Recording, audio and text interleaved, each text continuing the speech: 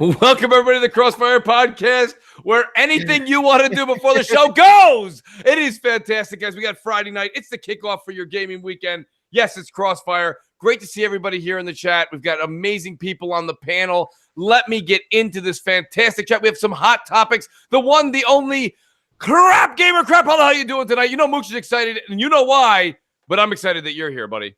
Yeah, I'm here, man. I'm pumping it out, dude. I'm pumping you. I got this. I got the hype going, dude. I'm telling you, we're going past just a tip this week, baby. The hype. That's right. Man. The hype train is on full effect.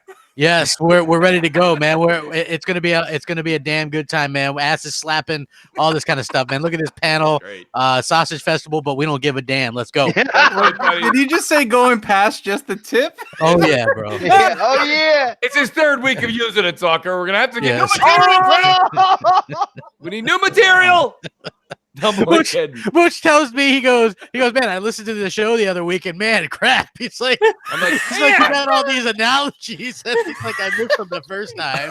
So yeah, just like, I'm having a good time, man. You gotta have a good time. So good stuff, guys. Good stuff. And I got Senor Boombastic Boom, who's gonna be traveling to E3, PAX East, past West, PAX Southwest, Southeast, and he's here tonight for you. Boom, welcome to the show, buddy. How are you tonight? Oh, great, man. This has been a real eventful couple of weeks, and it's crazy that we've had so much news, so many different events happening, and we're not even close to E3. I mean, yeah, sure, it's a couple of months away, but my God, it just seems like 2019, besides being incredible for games, has been incredible for news.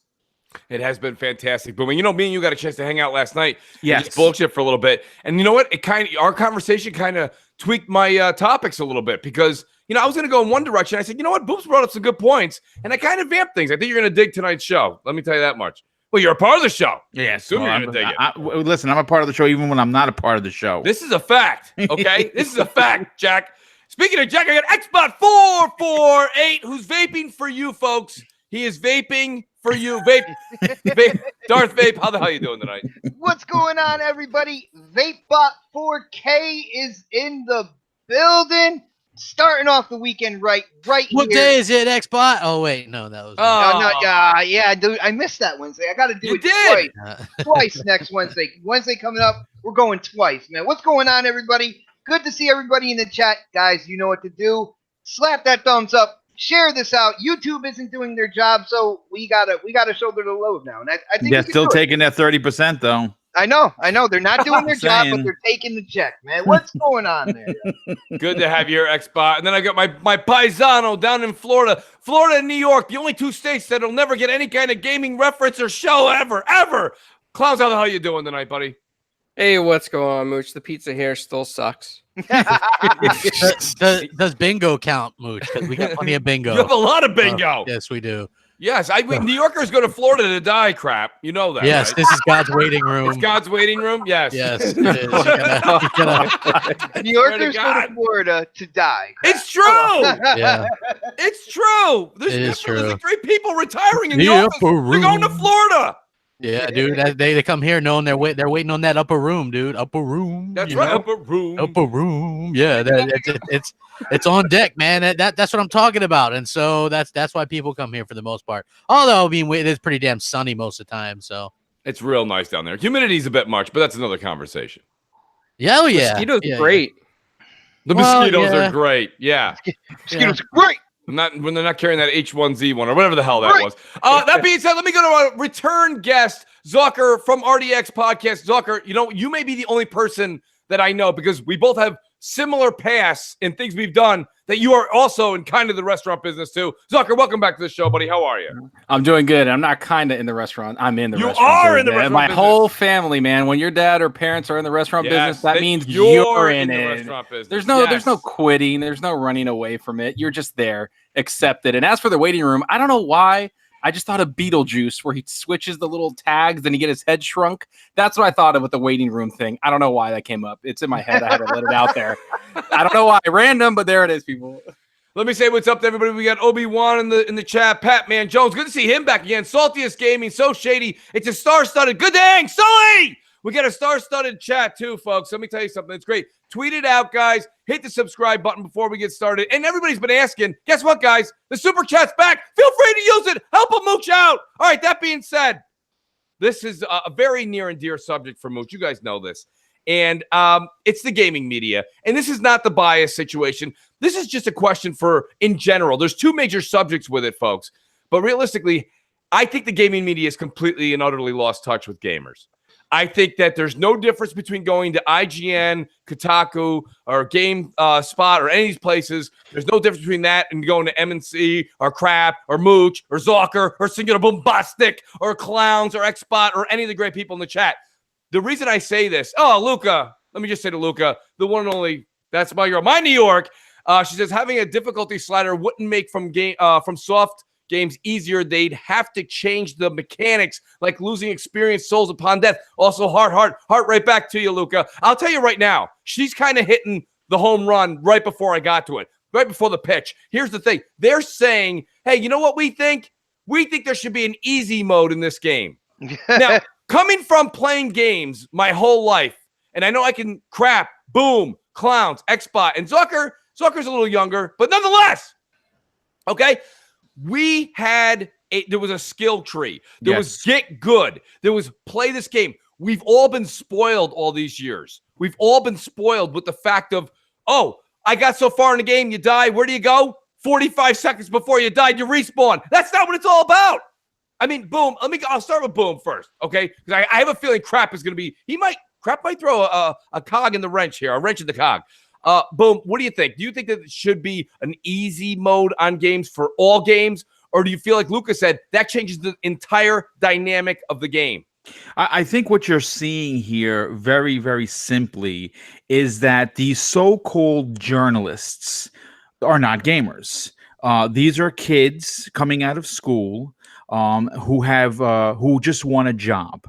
And when they're tasked to play something outside of their wheelhouse, it becomes unattainable for them as gamers. And what happens when that happens, Mooch? You get shitty reviews on great games. You get asinine opinions from knuckleheads who don't know how to play. And I'm going to throw a shameless plug out here. I wrote my first article on the Iron Lords of Gaming .net website. It got tremendous feedback. And guess what it's about? About how entitled this journalistic generation is. I call it the participation trophy generation. Yes. If you're interested, you got a chance to read it.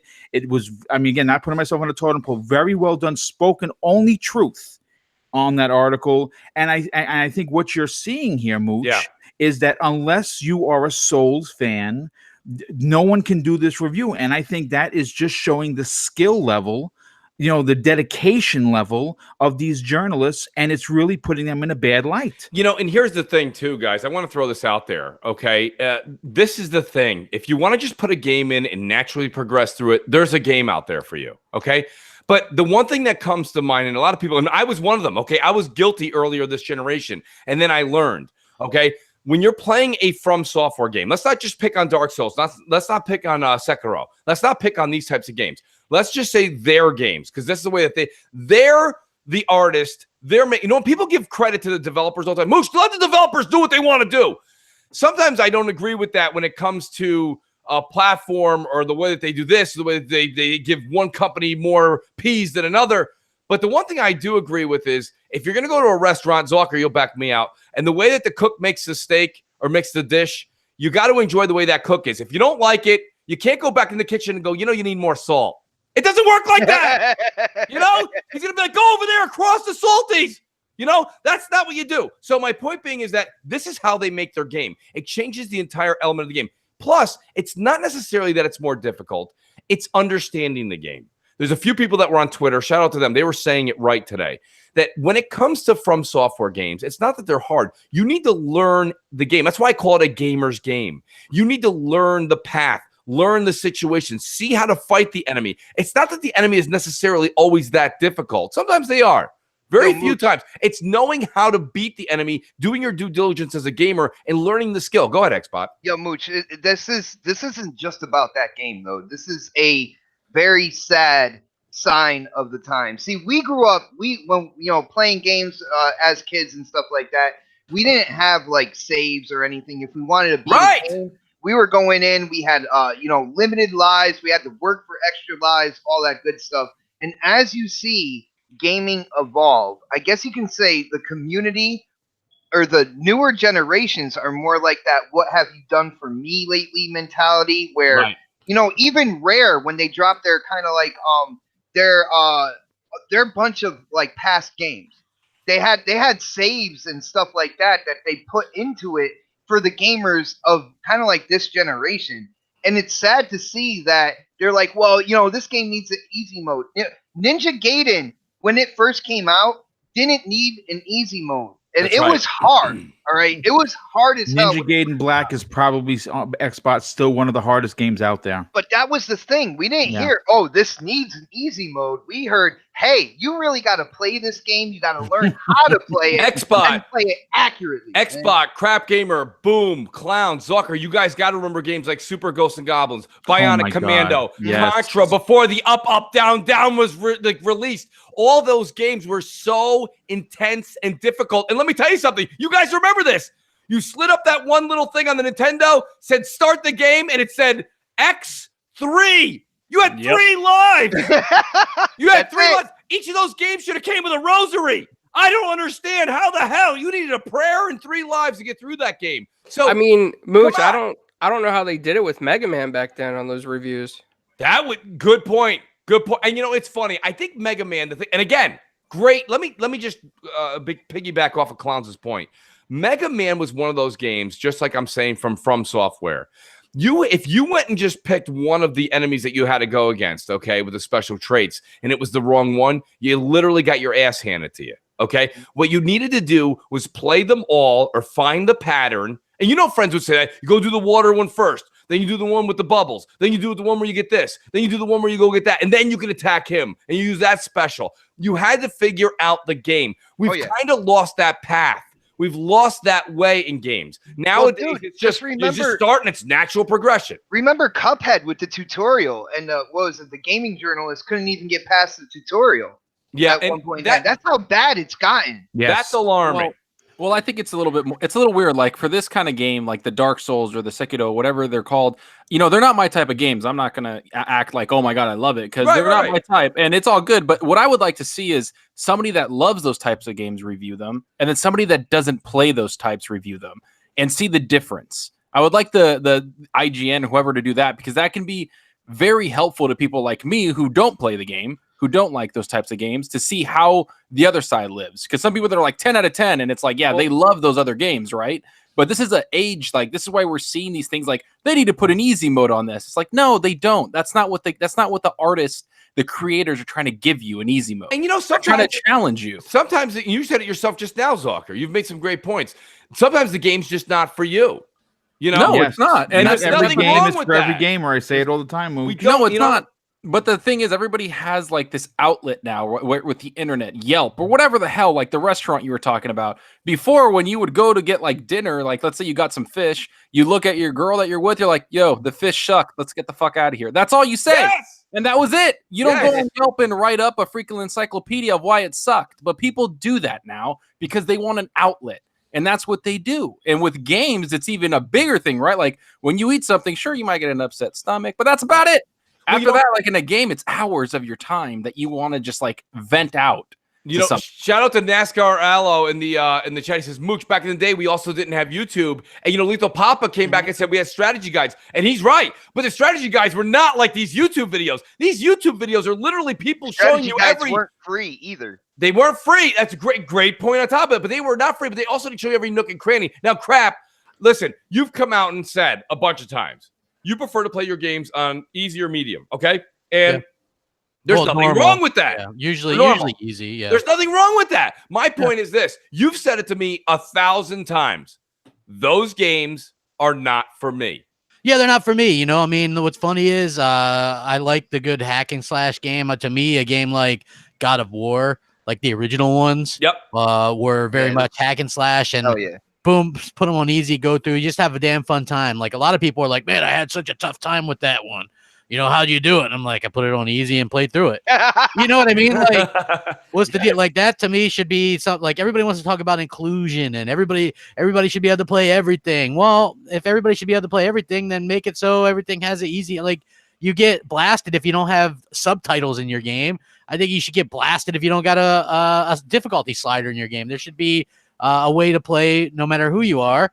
And, you know, just because I don't want to get my balls crunched for 40 hours and lose my progress and this and that and the other thing doesn't mean I shouldn't be allowed to play a game or be excluded because I don't got goddamn time for it. You know what I mean? It just means that game is not for you. Well, maybe, how do you know though? Maybe do they ever want to grow their audience past that? Dude, because that is the heart over and over again. When it comes to Dark Souls games like that, the heart of that game is its difficulty. So either you like grinding, like a game for difficulty. Why not?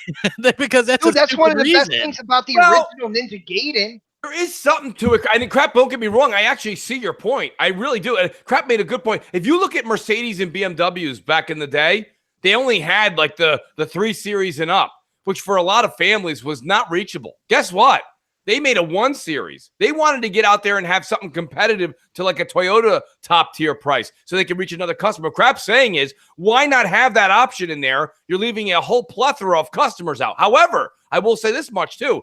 I think versus the car theory or the car analogy, the better analogy is the restaurant. If you don't like the food they're putting out, you just don't go there. And they're not going to change it. They're not. You know, they're just not going to change their food. And we all have those types of places in our area, you know? So, I mean, that's my shtick anyway. I would say I kind of agree. Even though I see Crap's point, I agree. I like that From Software makes it that. I wouldn't use the word difficult. We got to stay away from difficult and use the word challenging. And it is different. That's part of the immersion to it, man, is having these big bosses. Like, you turn a corner and you don't know if you're necessarily like taking the right path, but then you're in front of this like huge creature, and what are you going to do about it? It's like, do they have like encyclopedias in that game? Like let's say you see a new boss, right? Do you get like a little thing in the game, or like in old school, right? In games that we would have the box, and then the box was that like a description, right? You would buy the strategy guides, right? Like that's, I've told everybody knows my favorite game of all time is StarCraft, and the reason why it was because in this level in StarCraft in the campaign, you had to fight over these hordes of Zerg. And it was like a 45-minute endeavor. And if you died at, let's say, 43 minutes, you started all the fuck over. Everything over. And so it was really hard. And I remember being extremely young, and I was playing it on the N64. And I was like, man, why am I keep losing? So I opened the strategy book, and I read what each unit did and learned like the pattern and learned what counters them, right? That's something that's, to me, is completely lost in gaming right now, is actually sitting there thinking outside the box and being like, all right, what am I doing wrong, and figuring out the problem. Does Sekiro have that? Like, if you see a boss, do you get like a little pamphlet on the thing or whatever, like a scroll that tells you like, this is what he does and this is what his weakness is, stuff like that? That would be awesome. No, I don't think. I think you need to play and figure that out. And I'll just real quick give a shout out. Algorithm said Super Chat is back in all caps. So I want to say thank you to Algorithm. He's been asking for a long time. And the Action Lucas says, reason I started playing Dark Souls is because I watched this bum on YouTube get his ass wrecked until he beat the game. It is for everyone if you hone your skills. Luca, couldn't have been better said.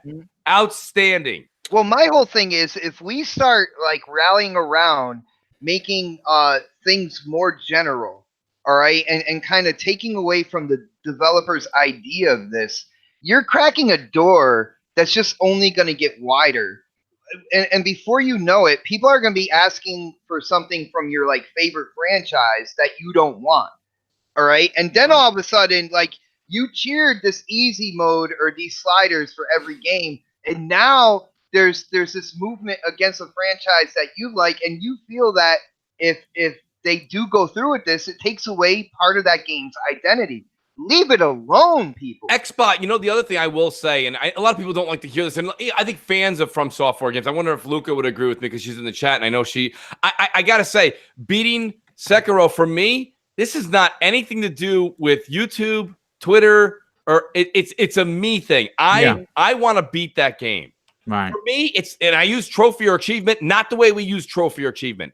It's an achievement / trophy for me. Right. Okay. It's a platinum trophy or 1,000 out of 1,000 for me, regardless of the number or the type of trophy I get. My point being is, boom, it's a feeling of accomplishment. And yes, it is a harder game.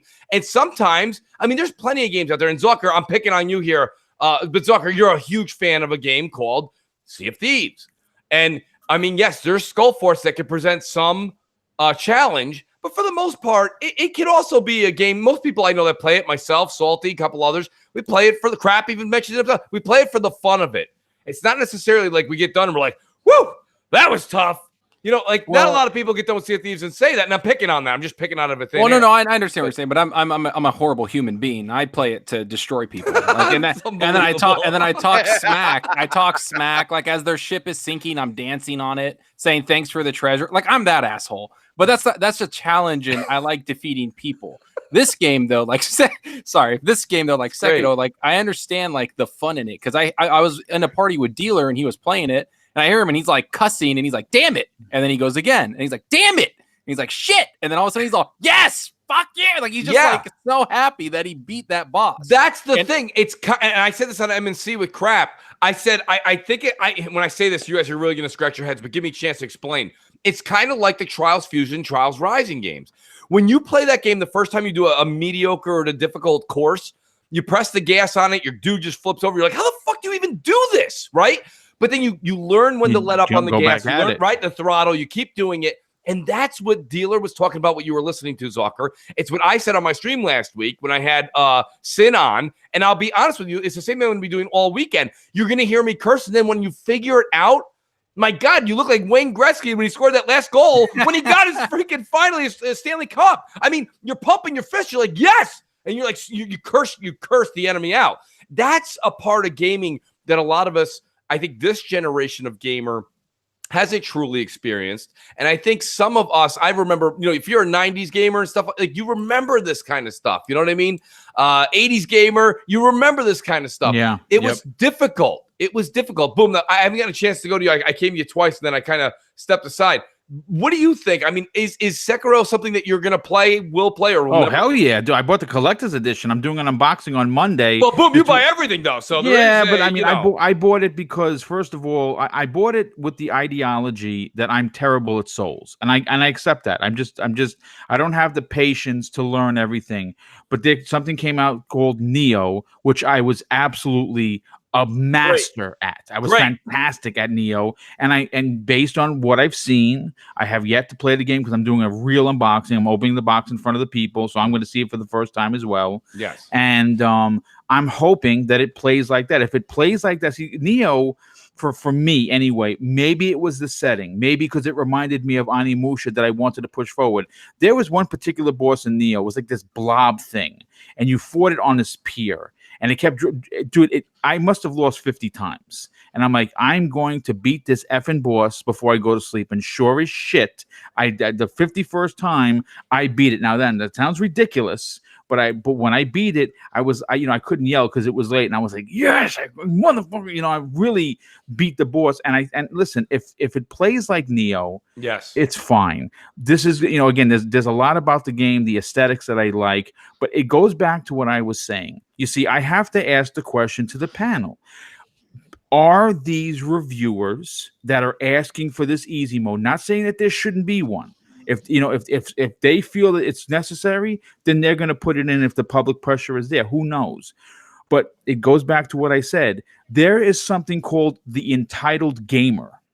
Yes. Okay. Where they want what they want when they want it, and they want to just show up and get it. And that's unacceptable. And that's why I call it the participation trophy, because when I was playing Little League back in the very, early 80s, if you didn't make the team because you weren't good, you didn't make the team. If you didn't start because you didn't have the skill, guess what? You didn't start. If you didn't win the championship, Mooch, you didn't get a trophy. Boom, everything you're saying are flashbacks and truth, okay, by the way. Second of all, it's not the entitled gamer, it's the entitled generation right now. Yeah. Well, it is the generation. Yeah, but it goes beyond gaming. But this is a gaming show, so I do appreciate you keeping it to that. Dude, it just looks like the gaming media, when it comes down to it, they do realize, in general, the generation that they are talking to, the ones that are going to give them their clicks and stuff like that. And I also feel that they might be, bring this about knowing that audience and knowing they're going to kind of agree and gravitate towards what they're saying as well. In X-Bot, if you don't mind me interrupting you, I'm a little rusty. It's been a few months, but Elemental PO says here, these games spark conversations and bragging rights amongst your peers. Yes, how many correct. convos have you had with your friends about beating this or that boss? It's part of the fun of sharing your experience. Elemental PO, outstanding point. Real quick, just to get Lucas sent me another one. She says, the euphoria from beating a boss is amazing. That's what I'm saying. Like, literally, I'm not joking you. I beat one of the generals in the game in Sekiro, and my son sees me, and I'm like, yes! I'm like, yes! I'm like, I mean, he's like, what? And I'm like, that was the hardest boss I fought in a while. And he's like, oh, all right. I'm like, I was so excited. I mean, it was beyond, and that's my point. And that's what Elemental PO saying. It's what Lucas saying. Mad Max actually in the chat said something as well. He says, you play the game, you figure out the game. It's not always a puzzle like in Spider-Man or in BioShock, okay, where you have to solve the puzzle. It's a legitimate crossword puzzle or diagonal this or that. It's not. Sometimes you have to solve the puzzle. I disabled that shit. That's so great. Crap. If Clouds, if Crap was ever time to solve if Crap was ever a hacker, we'd all be playing Qbert for 20 years. That game was boring enough, man. And tell me about it and play with that was so bad circuitry and stuff. Ugh. Oh, I was talking about Qbert. My fault. Okay, no, I'm talking about. I remember being a kid and I had Qbert, and the parents. I was like, "Can we get a new game?" They're like, "Play Qbert." I was like, "Oh." But nonetheless, I digress. But yeah, I mean that's what I mean. Crap. What are some final thoughts on this? But because we're not done with the gaming media. I mean, I think they're, at the end of the day, they're offering consumer products, and I think you have to pay attention to what consumers are asking for. Mm-hmm. Otherwise, you get an Xbox One situation. So I think there is kind of a fine line there, what you do. I don't really consider it entitlement as much as just kind of listening to what the consumers want. But if they're cool with never expanding their core group of people that like that certain type of game, then that's on them. Then that's cool for them, man. That's awesome. I think that's fine, but they'll never really expand past what they're doing there. Now, if you look at a game that did expand, look at Mass Effect. Okay, the first Mass Effect was a very hardcore RPG, very much a real RPG, and then they dumbed it down for the sequel, and that's the one where everybody's like, it's so great. You know what I mean? Great. Because they made it very much more casual, and more people were able to go out and buy it. You know what I'm saying? So I think there's some ebb and flow there. It's like when you're a musician, so many people go, "Oh, you sold out because you did this or this." I'm like, musicians want their music heard by as many people as possible. It's not selling out; it's doing their thing. You know what I mean? It's appealing to people. You know, it's funny, Crap, because you make a great point. And it's hard. You're not wrong. You're not wrong. However, musicians is a strong part. I had a lot of my friends. You go back in the '90s, and you guys all know the group called Korn, right? Well, when they were underground, they were singing songs like, this is the what's that song they're famous for? This is the life or for the life. That wasn't what they actually had. Right, got the life. They had like hard times. Like they were screaming into that mic from like raw emotions. And then they were talented. They got some producer brought them up to somewhere in Hollywood and was like, "Hey, you guys want to make something that's kitschy? Maybe something we can put on the radio? And instead of playing underground, we'll put you on like 65 channels and 85 discs. 85 dicks, yeah. 85 discs and get you like platinum records. Like that's the point. Get these things going. Get these things. I think you lose a little bit, Crap, if you do come down and play to a different audience. Well, Mooch, you kind of picked the wrong band. I don't know if you know that. Well, Korn was like crazy. Korn was crazy, and they actually told him, "Why don't?" And this is back when NSYNC and Backstreet Boys and all those boy bands were, basically blowing up. And I remember they told Korn, "Oh, why don't you make a single that like could be played on the radio and be catchy and you could compete with them?" And they were like, "Okay, we'll make one." And they made one called "Y'all Want a Single?" Say fuck that. Right, and they literally made that. Yeah. And they made that song kind of going, "That's not who the hell we are. That's not what we're gonna do. So we're gonna make one and mock the entire industry." And that's what they did. When they did that, they kind of got boycotted from the industry, didn't they? No, I mean they got their fans bought more of their fans loved it. Yeah, their fans. I'll give you a better musical answer. What do you got, Crap? Because Korn sucks. Metallica. Okay, I'm a Metallica fan. Everybody's a Metallica. Now let me say this though, because I get a little bit of a side look when I mention when I'm a Metallica fan. Black Album and forward. I think their younger stuff, full of that angsty, like I'm not a fan of that, right? Like there's a couple songs I like, but from Black album forward, I'm a fan of that.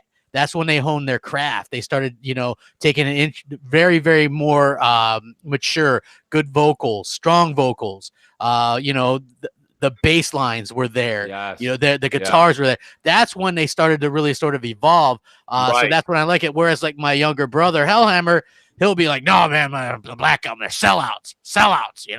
My favorite album was And Justice for All. There you go. That's like really, man, it seemed like mine, Black Album, go listen to that. Like every song on that's a hit. That's real talk right there. Every song on there, it's like that's when they got known. And that's when, you make your bank. They made their bank. They brought in fans. They were some underground band that people liked. Crap. What about? And then they come out with the Black Album, and it's like amazing. But crap, what about real quick? Go ahead, Boom. A lot of the times when we talk about games, yes, we immediately, if something is not being done correctly or something is left out, we claim lazy developer, right? And sometimes it's for good reason. You kind of wonder what's happening. Yeah, right? sometimes not. Yeah. This might be the point of lazy reviewer, lazy media, lazy IGN, lazy GameSpot, lazy Kotaku.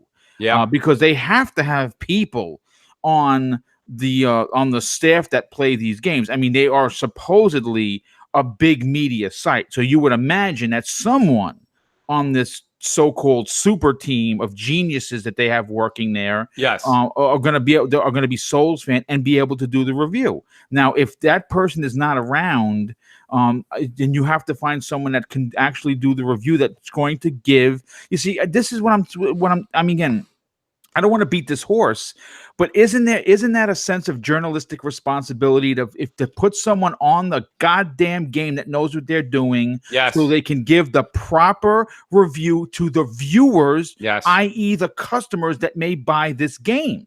Exactly. And let me put it in layman's terms for some people that don't see what Boom's saying here. If you're a movie reviewer and you're going out and you're doing all the SpongeBob SquarePants movies that are coming out, maybe you're not the candidate for the English Patient when that comes out, right? Very well said. Maybe you're just not that reviewer. And I think Boom makes the right point. There's enough people in the gaming business right now, the gaming industry, as gaming media for all practical purposes. They have people that can do this. So I don't understand why they have such a hard time with it or finding the right person to do that review. And Crap made a hell of a point, but I want to go back to, you know what? There's a lot of people that say, I'm not going to change my formula. I'm not going to change my music. I'm not going to change my game or my spices in my restaurant because I make plenty of money with what I'm doing. And I'm content. Now, I'm one of the first people I'll tell you, people like to make money, like to make more money. But there are a few people out there, and I think From Software is one of them, where they're like, we're doing just great, and we're not going to change our product. Well, that also solidifies the player base that they have now. Mm-hmm. And who's to say that through word of mouth and, their great friends. Point, Xbot. A lot of people, you hang around in similar They circles. might lose customers. They might actually be in because right now, Xbot makes a point. They've got a set customer base that expects a certain quality. Now, you change that to easy, and then you see everybody beating it. The hardcore is like, guess what? I'll find something else that's challenging. Exactly. And maybe the people that wanted it on easy are like, this isn't my jam anyway. So you don't get the easy and you lose the hardcore. Mm-hmm. Well, to me, it's a little like I said earlier. I think it's a little two ways, right? If you get someone like the IGN people that reviewed it, the guy that reviewed it loves those games, and he gave the game like a 9.5 or whatever the hell he gave it. To me, that's a little biased. To me, because he likes those games. Those are his games. He's like, oh, I love these. I play them all the time, and I love getting into them. So I can't take his review seriously because he doesn't see eye to eye with what I'm looking for. That's why I said have two people review it. I like where you're going, Zucker, with that, actually, and I see nothing wrong with your point. I won't even say it's wrong. I think it's 100% accurate. But I'm on the other side of the coin where I like those games, and if somebody I know has played all of their games and love it, his review holds a higher tier for me than somebody who hasn't or is new to the series. Exactly, and that's what I'm saying. That's why I review it twice. So that guy's for you. The other guy would be someone like for me or Crap, right? Because me and Crap don't really like those games, and it's not because it's just challenging. Just because I just get bored. with them. Like I've played Dark Souls, I well, played when all you those die, games. when you die a lot in a game, or they make him like that, it does tend. They're like I lose interest pretty quickly.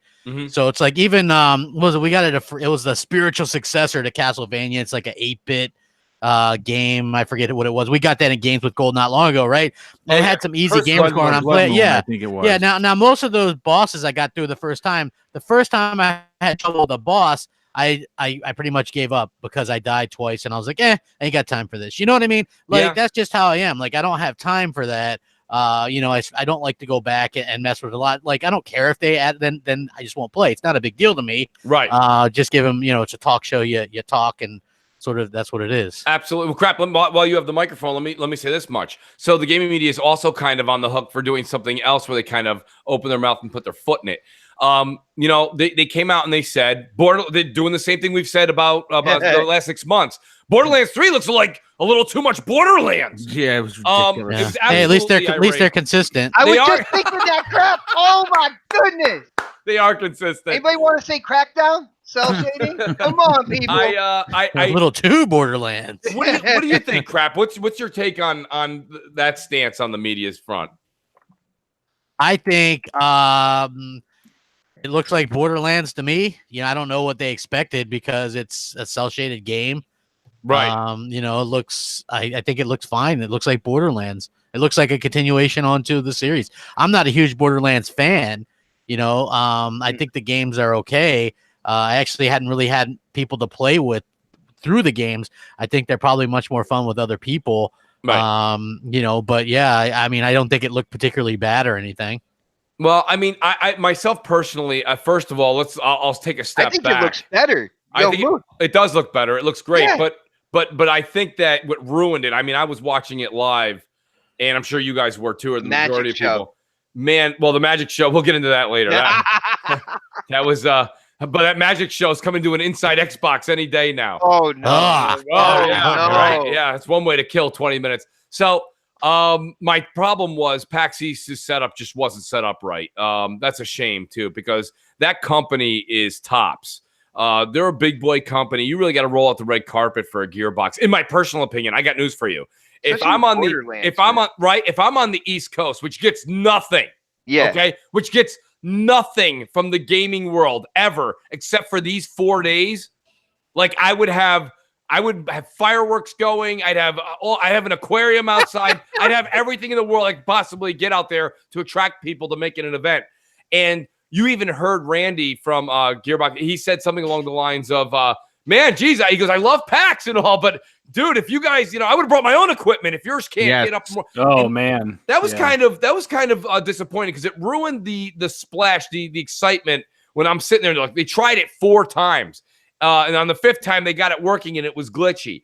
But nonetheless, taking that away, I think that ruined it for a lot of the people that saw it, guys on the panel here. I mean, do you guys agree that I think PAX kind of did a bit of a shit show there? But they showed how unprofessional they are, for sure. I mean, extremely. It's, I mean, first of all, PAX East is not new. I've actually been to 3 of them, and they're fantastic. Right.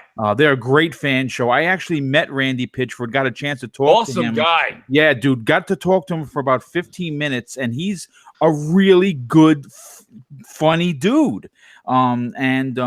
This was a real shame. And you know what? I mean, you kind of learn from you get burnt on the stove, right? You're cooking, you get burnt with the oil. You're not to put too much oil the next time you cook the eggplant, right? I mean, it's just the way it is. That's the way it is. This is an instant where I can guarantee you he will never use their equipment ever again. And it's a shame because it did throw a monkey wrench into it kind of like really halted up the whole event. Yeah, and it shows how irrelevant E3 is. I mean, honestly, like, yes. how can you go there and honestly, it just shows how well E3 is managed. Yeah, because that was for him to be on stage and be like, "Listen, fuckers, I'm bringing my own equipment next time." Like that is actually like pretty bad. When he said that, I was like, "Oh shit!" Like that is bad. Yeah, like, publicly calling them out, like, come on. Yeah, he's like, guys, if you guys can't get your equipment going, he's like, I'll bring my own next time. He's like, come on. And he said, we worked on this thing that was the other thing that made it exciting. And crap, I'm a Borderlands fan, so I'm a bit biased here. But they said that they put 5 years into this, whenever I hear a company, I don't care if it's 343, Coalition, this team, I don't care who I'm listening. Anybody that says they put 5 years into a game, this is going to be something. Now, I'll agree. If you're just taking a blind look at it real quick, I can see where you see some of the similarities. Of course, again, it's a cel-shaded game, right? So it's got similarities to Borderlands 2, which I can't wait to play. Borderlands 2 again. I'm going to play Borderlands 1. I'm trying to set it up with Bombastic to play the Borderlands VR, or not the VR, pardon me, the HDR 4K version that's coming out in four-person co-op this Tuesday or Wednesday. But Mooch, I gotta say, like I'm in kind of like Crap's corner on this one.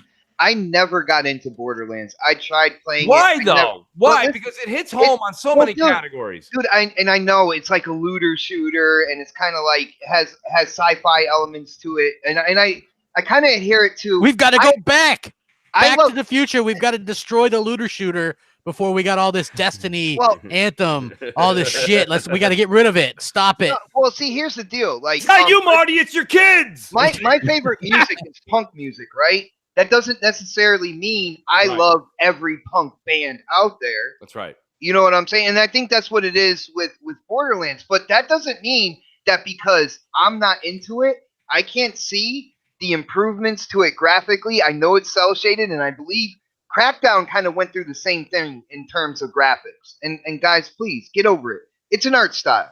You know, look, this Seth guy is always riding my nuts in the chat. So let me call out this fucker for a second, okay? Listen, you can't compare what I did as a kid, like Contra, when using the Konami code with a friend, beating a game that takes an hour and a half, to a person in their mid-30s with a family and a full-time job, and then complain that I give up on a game nowadays. Well, that shit happens.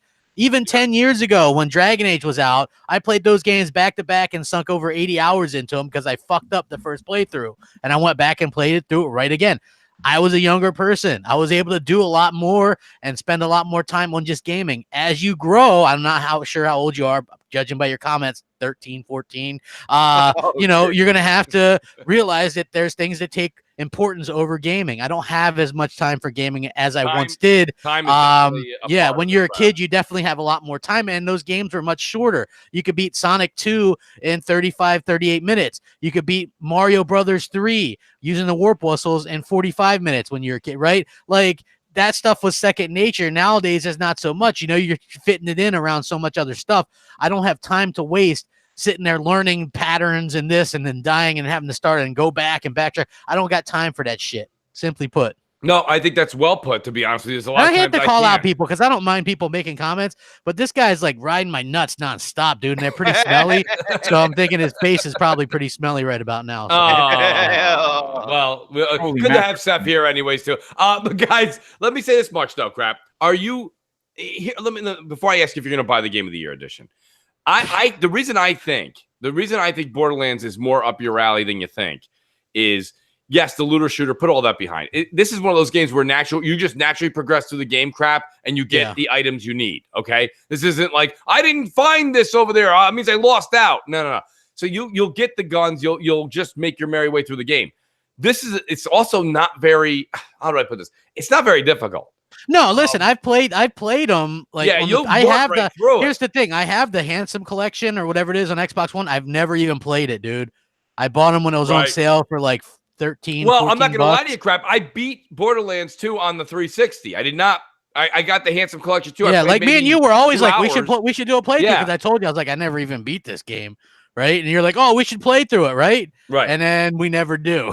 You know, and now it's like I'm so busy with so much stuff. You know what I mean? It's like people don't understand. It's like your priorities change when you get older, stuff comes up. You're working. Like, I commute a lot. It's like 3.5, 4 hours a day now.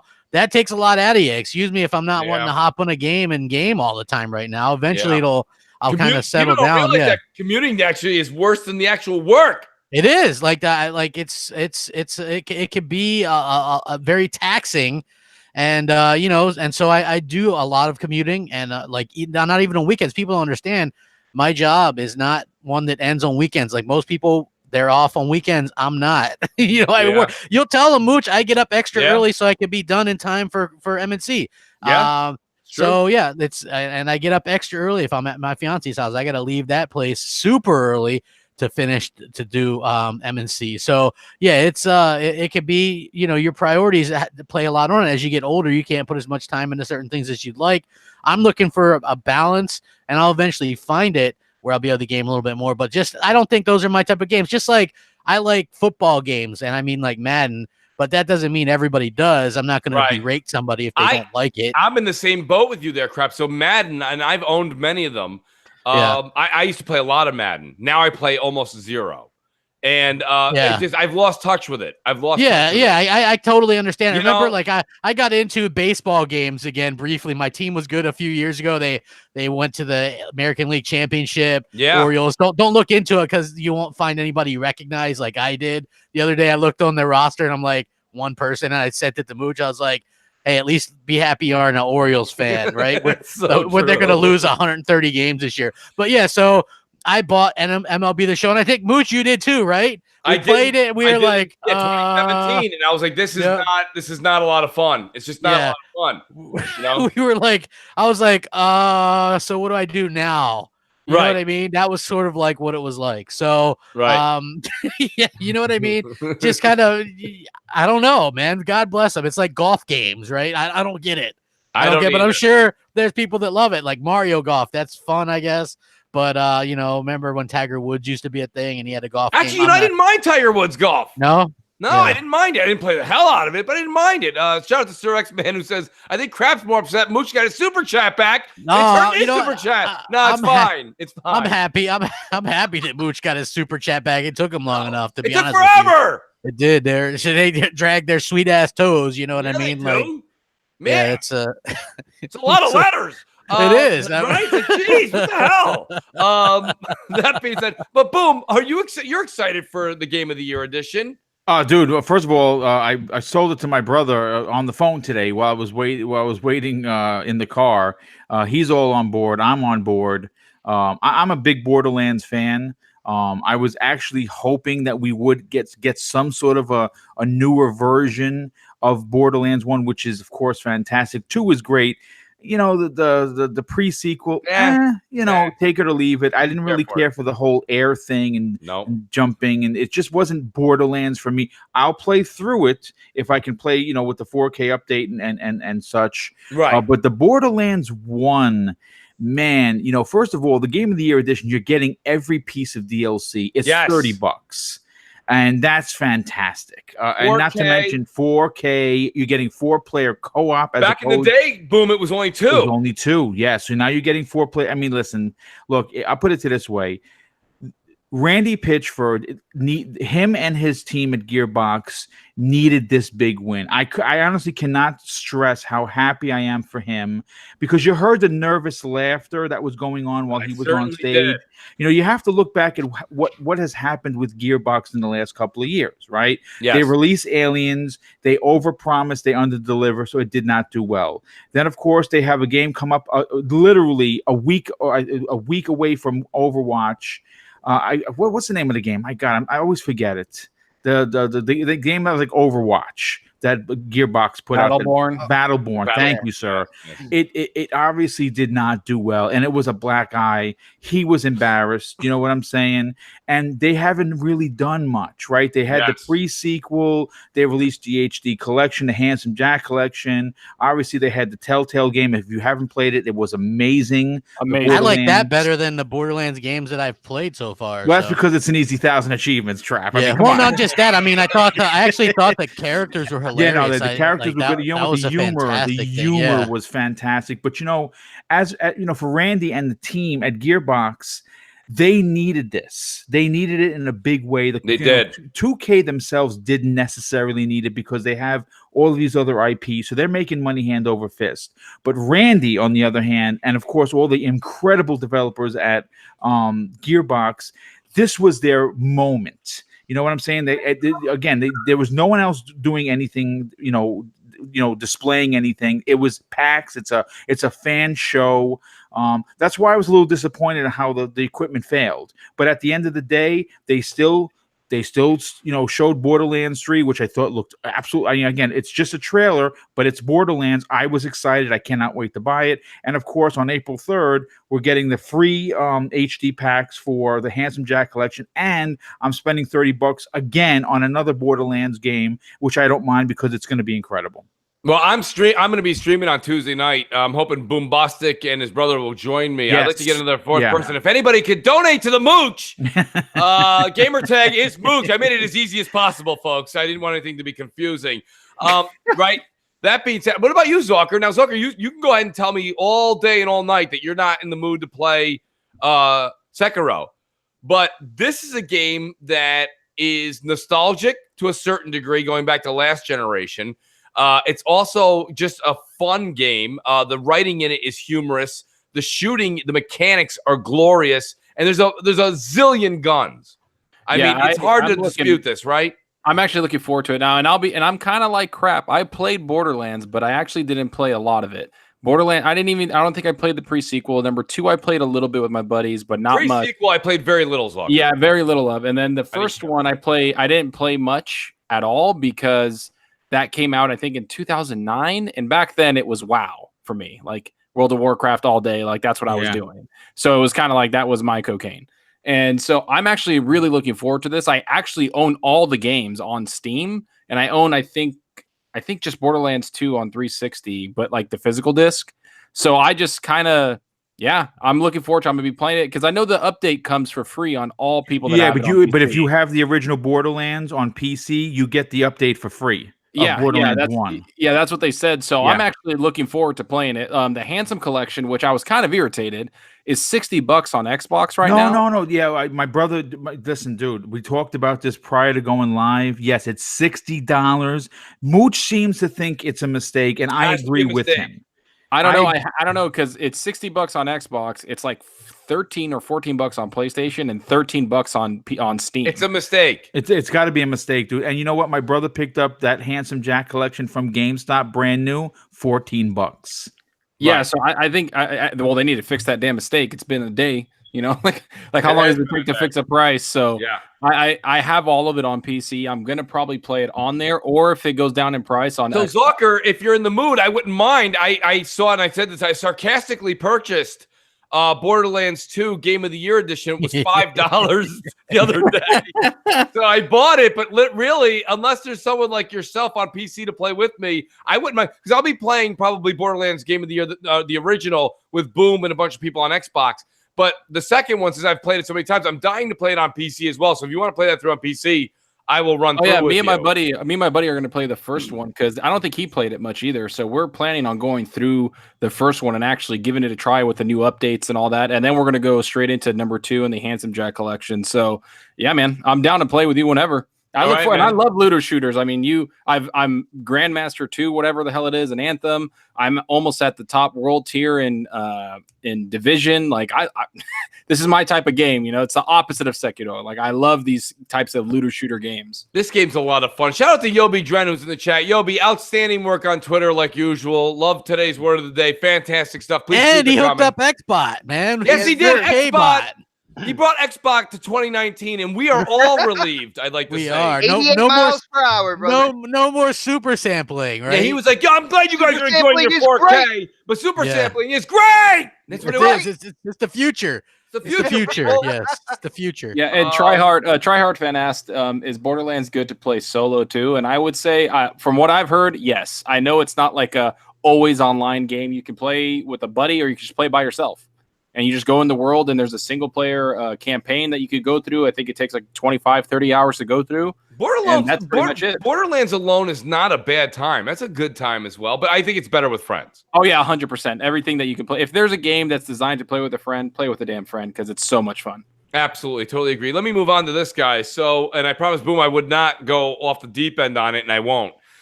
State of Play was this past week. And whether you liked it or you didn't, I said the crap before the show even went live. I said this is basically going to be a Days Gone commercial. And that's what it was. It was a Days Gone commercial. Yeah, they had. I mean, they had to do PlayStation that. VR commercial. What are you talking? It was also a PlayStation VR commercial, which is hey, thankfully for me, right? Like, yeah, hey, you're getting games, man. here's the funny, right? Like a lot of people were like jumping. You see it, and that's the difference I think between me and a lot of like fans.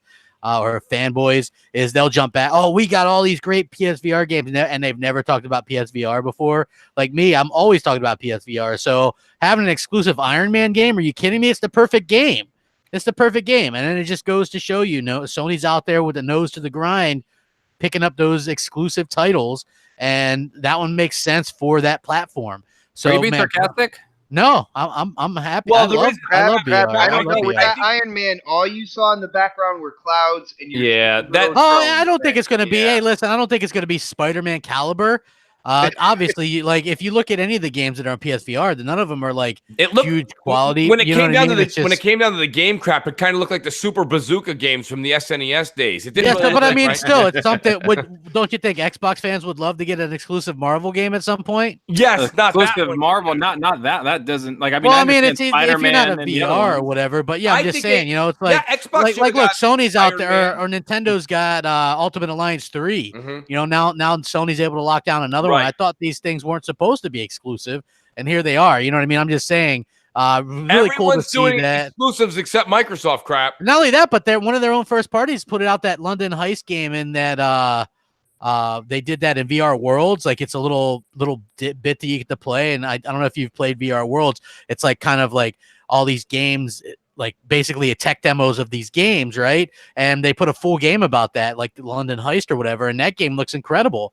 I thought it was pretty cool. I liked seeing that. Like, here's the thing. I love the presentation. Some people will say they don't agree. Love the presentation. No bullshit. No onesies. No pizzas. No Fredo. You know what I mean? No high fives. None of that. No zombie escape room. We're here for games, folks. Let's cut the nonsense. I think everybody on Inside Xbox is trying to get their own, you know what I mean? I think they're trying to get their own show, their own spin-off. Remember that from the, that's something in the 90s or early 2000s. So remember when people used to actually still watch cable television, right? You see somebody come on and they'd be trying way too hard, right? Boom. Yeah. Friday night show. You're like, this guy's trying really hard to get his own show. Yeah. So listen, here's the thing. That was totally unneeded, right? They were just doing it to do it, I guess, to get the first one done. You didn't need it. I did like the presentation. It was super short. They did Iron Man VR, which I thought looked okay. They showed Crash Team stuff. Cool, because we could play that on Xbox. No Man's Sky VR update looks incredible. I'm not going to lie. I like that game. So playing that in VR is very appealing to me. Like, are you kidding me? You can go to these planets and now you're there. Like that's amazing. That's going to be something great. that can never come to Xbox. They did Ready Set Heroes. Have you tried Borderlands VR? Or do you have that? No, one? I don't have it. I haven't tried. When they said it wasn't multiplayer, I know, or co-op, I was like, yeah. When they announced at the latest show at PAX, and they were like, "We have an announcement for the Borderlands 2 VR," and I was like, "Oh, say it's going to be co-op, please." Yeah. And they said they're going to give us all the DLC, and it's free, so that's great. Yeah, but it wasn't the great that I wanted anyway. Exactly. You know? Then they did Friday night, Five Nights at Freddy's VR, Concrete Genie, which I thought looks cool. That was my first look at that game ever, and I thought it looks good. So I guess that's from another Sony studio that I had never even heard of. Then they showed off Days Gone, which, by the way, looks much, much better now than at any point when I've seen it before. So I'm happy that I have this game pre-ordered. The collector's edition, by the way, and then Mortal Kombat 11. Which looks good, but just looks like, why is nobody going? It's just more Mortal Kombat. It is. It really is. And shout out real quick to Pedro. No, I'm in the closed beta, man. Pedro Yespan, who gave $10, which is very, very no comment, but I want to say shout out to him. Go ahead. I have to say, I thought the show was another waste of time. I didn't care to see any of that. I mean, like we've talked about, there's 94 plus million.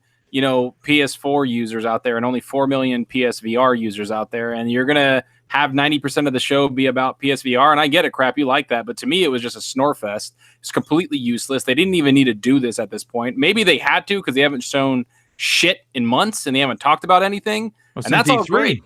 since E3 basically, and they're not going to even be at the next E3. So hey, if you're not going to come to the E3 show that's about to happen in a month and a half, 2 months, whatever it is, if you're not going to show up, why not show a little bit more? Like I mean, maybe if things aren't ready, I understand that, but if they're not, don't go out there. I'm sorry, the Iron Man thing got me excited. I was like, he's like, yeah, Friday, and I was like, oh shit, it's Iron Man, and I was like, oh my god, and I was like watching it, and then it's like, oh, it's a mobile game, and then we're in a cloud and we're shooting blurbs. I'm like, this is stupid.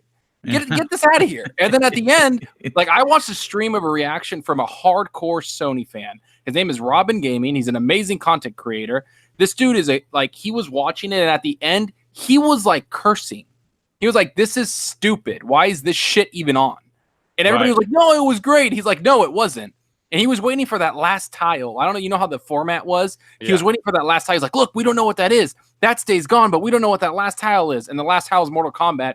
And it just deflated him. Yeah. Well, you were expecting that last something for Sony to show. Well, you were expecting something for the end of the year. Nintendo's doing something. But Zucker, Nintendo's doing something every 3 months. Xbox is doing Inside Xbox every other month now, it seems, plus E3. This was, and we talked about this on Xbox Nation, this is something that they kind of had to do to be not relevant because they're the console leader, but they had to keep their name out there and keep things fresh. So they have to have their interpretation of it. And just let me take care of a couple of guys real quick in the super chat here. Elemental Pio says, Indie at Game Pass had showed a showcase show shortly after State of Play. Boom knows what it is. It was short and it was not bad. Now, Elemental Pio, Boom, if you don't mind, write that down because I do want to come back to it. I just want to get these folks. Yes. Suicide Kings. Shout out to you, Suicide Kings, who's Patreon helps us out on M&C. Awesome guy. Great panel, great show. He says the most interesting takeaway from PlayStation show is that Sony are getting exclusive Marvel games with Marvel-owned characters. Crap agrees with you. And then I also have, I can't find it here somewhere. There's Sir X-Man. The good Sir X-Man says, I know you didn't play the Battlefield 5 that I gave you. I didn't. I'm so sorry, Sir X-Man. But you need to play Firestorm. It is better than what the critics are saying. I'm having so much fun. Get on the ball and play the game, Mooch. You know what, Sir X-Man, I did watch a review/video of it and some gameplay. I will say this. It's absolutely stunning. It's absolutely gorgeous. In HDR, brother. HDR. Yes. I mean, what do you guys think on the panel? Have you guys played the Battlefield 5? I have. What do you think, Xbot? I think pros and cons because you play a lot of Battle Royale. You know, to me, it's really good. There's certain issues with like picking up ammo. You have to pick it up like a certain way when you see it on the ground. Stuff like that. Hopefully that gets patched out. That's annoying. Yeah, it can be. It can be. Like you have to open up the ammo from the front of the ammo canister. It's weird. But after all that, like, you know, if you get used to that, and I think they're gonna patch it, it's really fun. And dude, that ring of fire, when that thing starts creeping towards you, that you get a feeling there like you don't get in like Fortnite or PUBG. Yeah, it's a rush. You just see a huge wall of fire coming at you. And if you get on the wrong side of that, everything around you is burning. And you all of a sudden, there's an act of desperation to get to the other side, to get to the right side of that wall. Yeah. It's definitely cool. From right now, I'll say it's my second favorite battle royale because guys, you know I love PUBG. I love PUBG, man. It's still number one to me though. Interesting, very interesting. Now, Boom, I'm going to ask you real quick because I want to tie this still into the Sony show. How was that ID at Xbox show? It was about 13 minutes long. Yeah, it was just under 14 minutes. It was short. It was sweet. It actually was hosted by Sarah Condi and Chris Charla. They opened up the show. The famous Chris Charla from the Men in Black movie. Hey, that was totally unintended laugh there. I'm sorry, guys. Go ahead, I was picturing that guy you always mentioned. Mooch, David Cross. Yeah, David Cross. He looks just like him. I'm sorry. He does. Go ahead, Boom. He does look like him. And then, you know, they had the guy Nick Zuklik, who's I mean, that's his name, dude. Content planner from ID at Xbox team on, and you know, they just showed off 8 games. I think what was the real takeaway, besides some of the games looked amazing. First of all, Void Bastards looks amazing, dude. It's like a BioShock meets Borderlands in space. It has a bit of strategy to it. Killer Queen Black is an 8-player multiplayer action strategy game. Yeah. They have something called Outer Wilds. It's like an exploration game. Kind of reminds me of No Man's Sky, to be honest with you. They have Operacina, which is like a new dungeon crawler at you through first person. But the two big ones, besides Void Bastards, that really jumped off the page was Night School's After Party. That looked amazing if you're into those side scroll story games. Yes. It looked fantastic, and Blazing Chrome looked like Contra and basically Bionic Commando. And what, again, the real big takeaway besides the games is that they're all going into Game Pass day and date. So that side scroller was like an Oxenfree. Yes, it's made by the same people that did Oxenfree. Oh, okay. Yeah, so you have to beat the devil. You died. You and your friend, you died, and you have to beat the devil in a drinking contest. And if you beat him, you go back to the world. It looks really super interesting. Stylized graphics, very nice. But again, the idea at Xbox Game Pass, which they're going to do monthly, every game that they're going to be showing off is going right into Game Pass. Now, some of these titles are smaller, but some of them are titles that you probably would have never played, increasing the value of Game Pass. So it was good. It was short, it was sweet, and everything was every month. I'm pretty sure it's every month. If that's the case, like how people were talking about how Game Pass needs smaller content to come in and have a steady stream and all that good stuff. Here you go. I think they solved that problem, people. Yes. Well, Yeah. Xbox, There take you it go. easy. Now take it easy. There you go. Okay. That's like you saying you're starving and I hand you a thing of chiclets. All right. I would swallow them whole. Take it easy. There you go, Xbot. Right. Enjoy, buddy. If you eat the whole package, you can blow a bubble. Is the chiclet in 4K though? Right. It all I is wanted. at 4K. Yeah. So I don't know if that's necessarily what we were looking for, but No. I'll take it. I'll take it. No, I don't think that's solving the. I don't think that's solving That's it there. the smaller games that people were talking about. Those are the little. No, little I don't. Netflix I think they're talking about a couple other like third-party games we're coming in. talking a about little like bit more Warhammer Vermintide 2 type of yeah, stuff like that, like Zombie Army That's- Trilogy, yeah, right? those are Still the playing games that that are game, by the filler. way? Probably not. The Vermintide? No. Did I play it? No, that's not my bag. But you know, I played a crap ton of that game. It was But it's fun. great. It was It's a a lot. Are good you game. still playing it though? Doesn't mean anything about No, still listen, playing it. I'm Mooch- talking Mooch about has like got a- value. Yeah, Mooch has got a backlog. Like that's like me. You know what I mean? Like I'm not saying that. I think it's cool that they're doing that. absolutely. But like I got a back. Like I'd much rather jump into Metro or something, some big I AAA got a game. Metro. than I mess still with. got Odyssey. I haven't played Yeah. crap. Oh my god! Shame Yeah, I'm on not- you. I know. Mooch. Hey, You're fired. on you. Hey with the Mooch, Odyssey. Mooch, high five though, because I'm exactly with you. I started that game, and that's where it ended. That's where it right? ended, That's yeah. where I started it.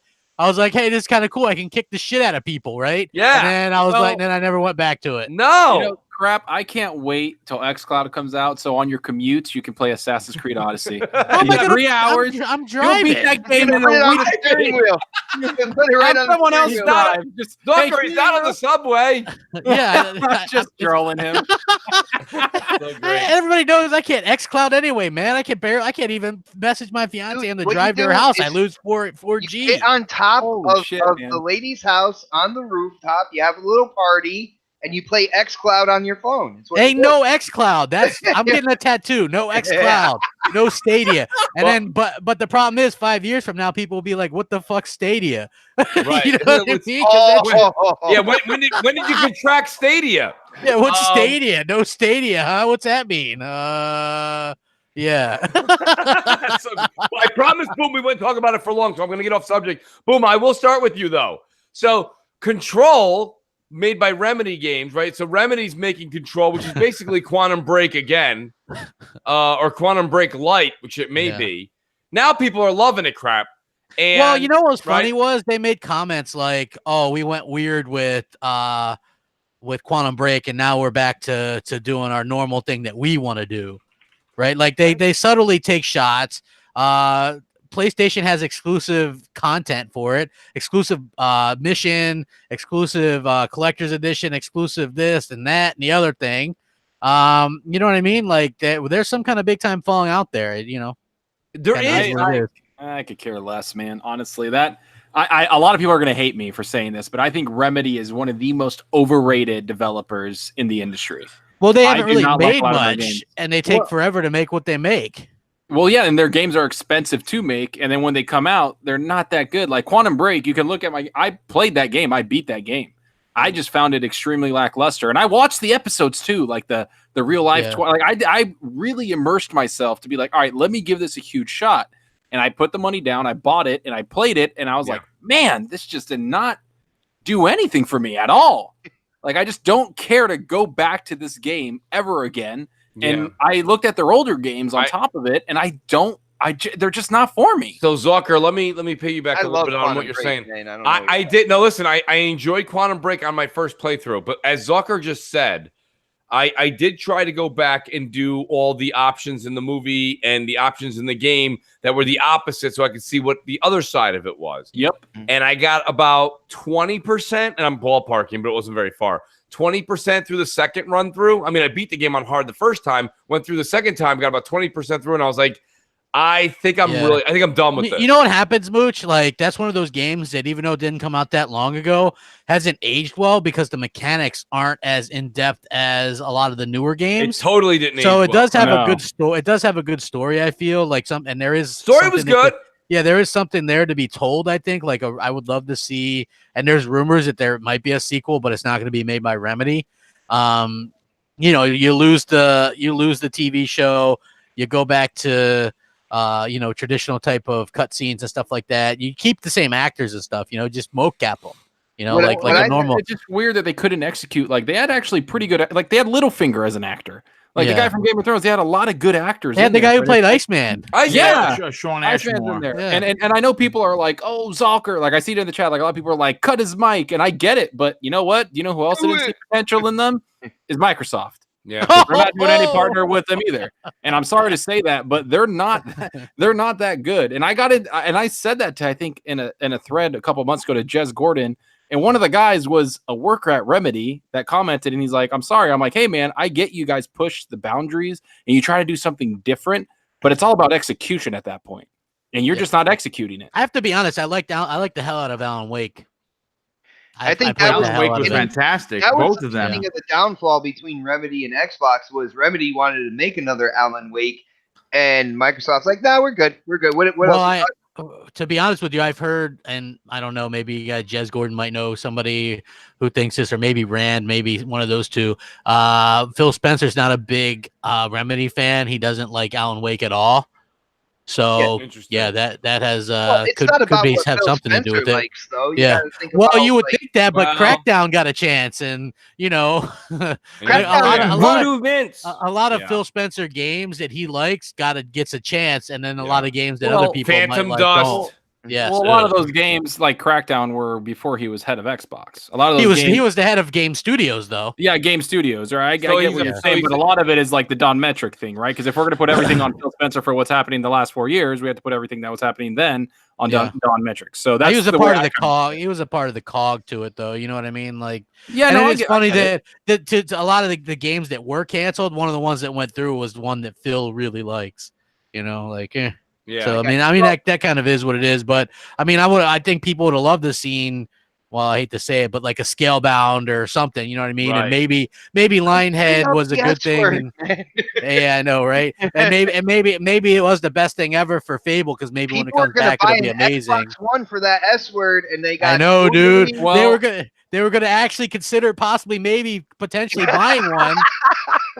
And now they're not. So if you listen to like what happened with Fable, like Fable getting canceled is like what you just said, probably the best thing to happen to it, because Matt Booty said, we're not going to chase trends. That's not something that's sustainable. And that's what they try to do with the last Fable. They try to chase the League of Legends or the MOBA trend with that type of game. And it was like, everybody was watching. It was like, why is this Fable? What the hell are you doing?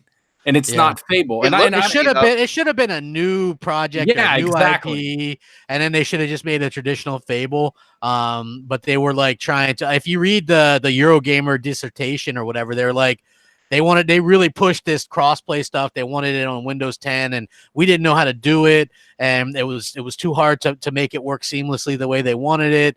And we had this backup plan where we would have used the assets to make Fable 4.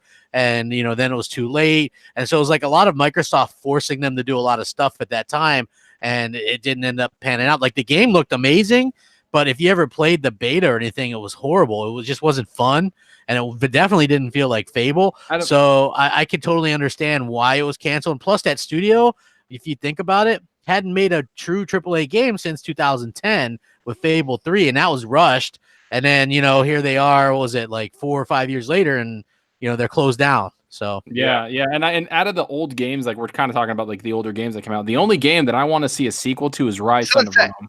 Oh, no, come Rise on, Son of Rome, dude. Sunset I love Overdrive. Yeah, Sunset Overdrive is cool. I enjoyed it, but prefer Rise Son of Rome Sunset. is amazing, dude. I don't. I could not tell by that logo that you have in the Hangout. By the way, right? No, listen.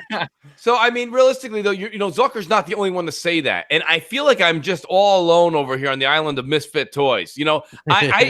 I didn't dig Rise Son of Rome like everybody else did. I tried. I played it when it first came. I bought it when it first came out. Got about halfway through, and I was like, forget this. I went to Dead Rising 3. I liked the story. I thought the graphics were insane. Then I went, absolutely, no, it was gorgeous. But that's why a lot of times with the early Sony games too, people were like, wow, man, Sony can put out a beautiful game. And I used to always say this. You guys remember me from years ago. I was like, man, Sony puts out beautiful games. Doesn't mean it's a fun game. And for me, Rise was beautiful, but not fun. Where you take a game like Sunset Overdrive wasn't necessarily right. That could have even been more of a filled world, more enemy types on the ground, more things to do. But guess what? I loved it with co-op, man. That's all you got to do. Yeah, if they put co-op in that, it really would have been the creme de la creme. I completely agree with you. If it had co-op, it would have been fun. But then that's just kind of weird how you look at Insomniac, and that was like Sunset Overdrive was like their catalyst to their greatest game ever in Spider-Man. Like I was playing Spider-Man going, is this really Insomniac? Like, holy shit. A little bit right there. Spider-Man was great, dude. No, come on. Dude, I enjoyed it. Made it easier for me to sell my PlayStation 4. Let's just put it that way. Don't worry, Xbot will have it back in about a half an hour. I didn't. Hey, man. Hey, Xbot. I'm with you, Xbot. They tried to do weird things with it. They copied the Batman for me a little bit much. Plus, they did these weird Mary Jane stealth missions and Miles Morales missions, and then Peter Parker missions where he's just walking around. Now let me go in there. Hey, Doc Ock, let me patch this up for you. Guys, I want to let you know. Let me swim through a cloud and collect some poison dust. Dude, as of a couple days ago, we officially do not have a PS4 in the house anymore. You'll get it back. New Phenomics.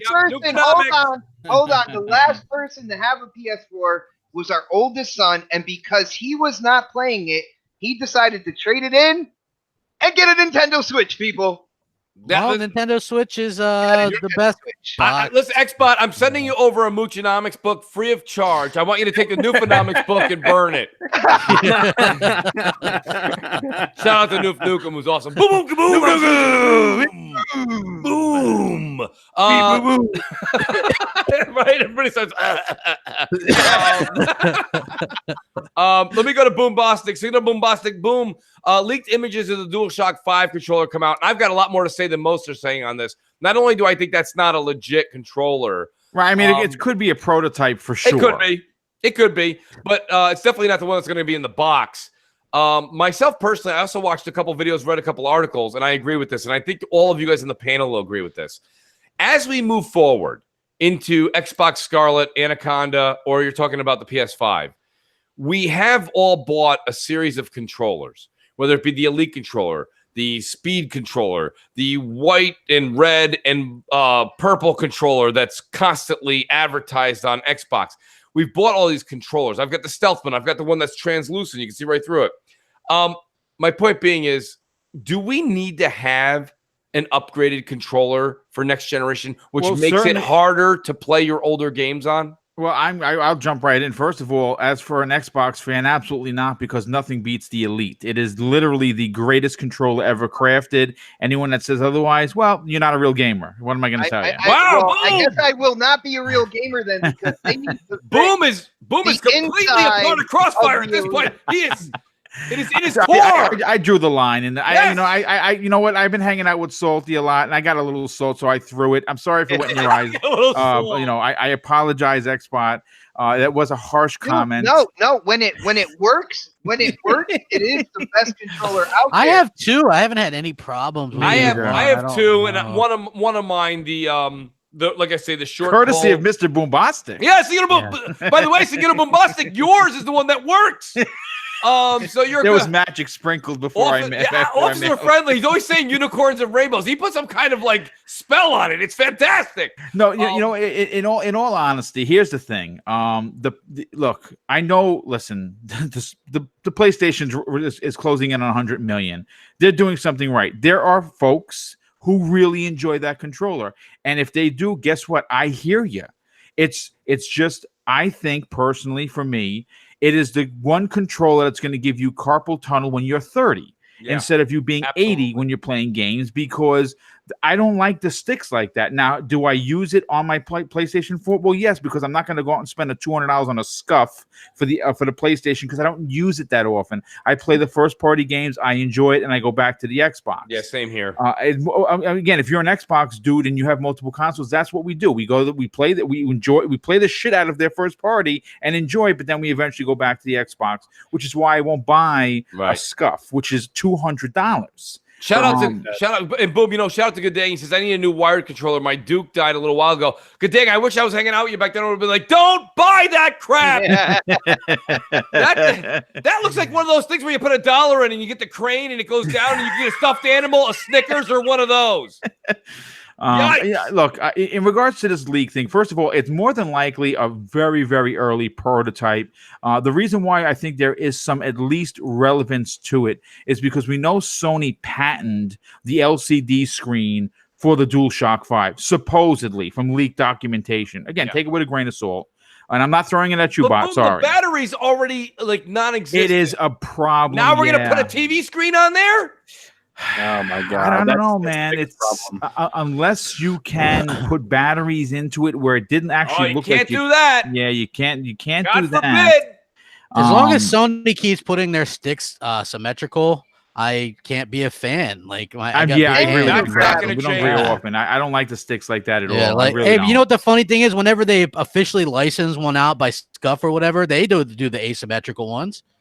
Why? Because it's more naturally comfortable to do that. Yeah. Mm-hmm. Like, I don't understand. I get it. You're Sony, but at one time Sony had to innovate, right, and take a couple chances, and now it's like they just do what everybody's. I mean, they tried to with that boomerang, but I mean, don't go that drastic. But it wouldn't be bad to maybe make a couple options. Who knows, right? It would actually kind of be cool if they did come out with an official PlayStation controller that had, like you said, options, right? Give the players the classic, right? The classic, one that you like, and some people really dig that, and offer an actual real Sony officially made product, not a third party. So let Sony do it, because I like their hardware. I mean, shit, I own everything.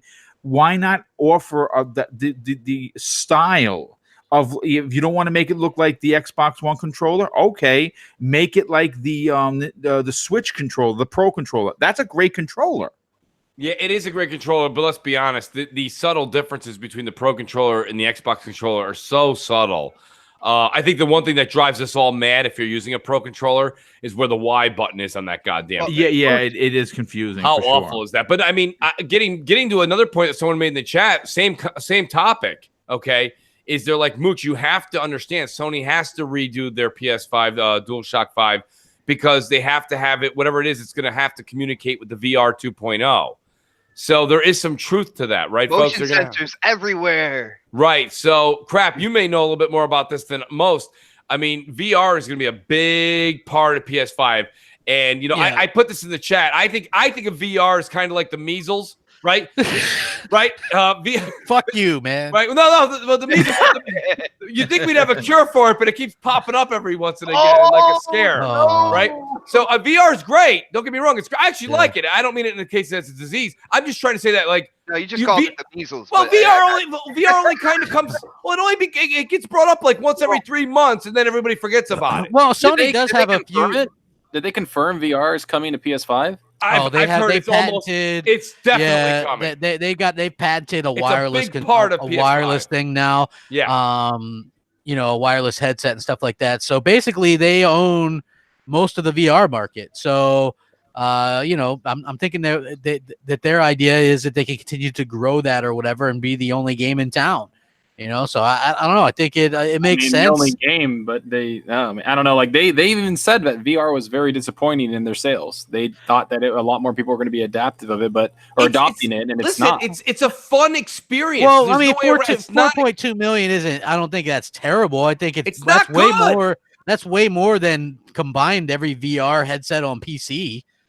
So you're taking a diminished already category, and you're like, we're the top of the diminished. Like, great. Yeah, but I mean, hey, props to them for pushing stuff, though. You know what I mean? I guess. I know. I like it. You know what I mean? A lot of people think they're just going to give up. I love Borderlands. Like I got Vita. Borderlands VR, and I just can't even get to put the I know helmet what you're on. saying, but I'm just saying. Look, a lot of people assume that they were going to give up, like they did the Vita.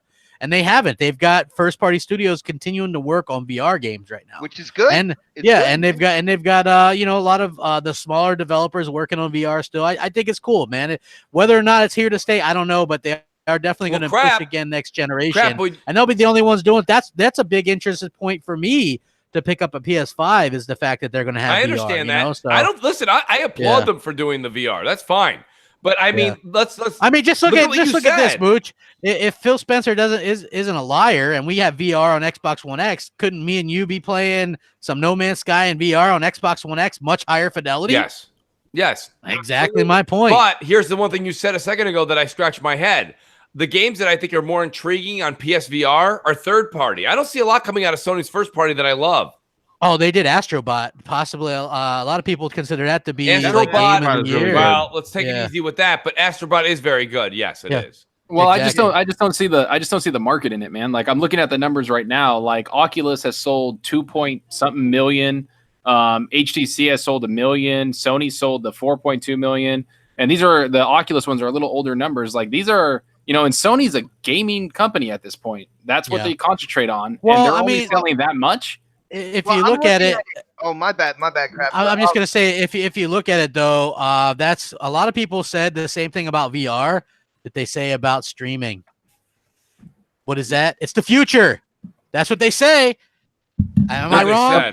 That's completely off base of what you're saying though. Like I'm just saying VR is like you have to go buy streaming. You just stream it. VR, you have to go buy a whole $400. You do, but you still have to buy something to stream for the most part, unless you're going to go Google's way. But you're still going to have to buy something and pay something. Oh, yeah, you can buy like an $89 Fire thing, whatever, and put it in the back of your TV and start streaming. Right? You can buy anything.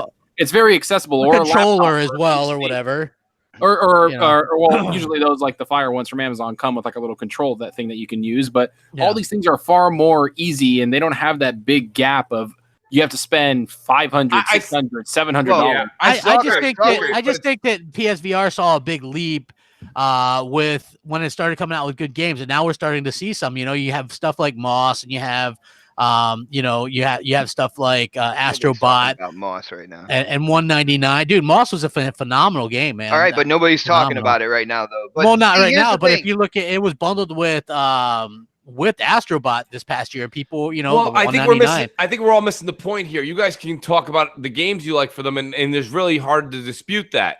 What I'm saying is I like to think of the everyday person coming home from work, right, or from school, and not everybody's going to come home and put that thing on and spend more than a half an hour on it. Well, if it's wireless, it doesn't matter. I do have to say this though, right? Like it does pique people's interest at a certain price point.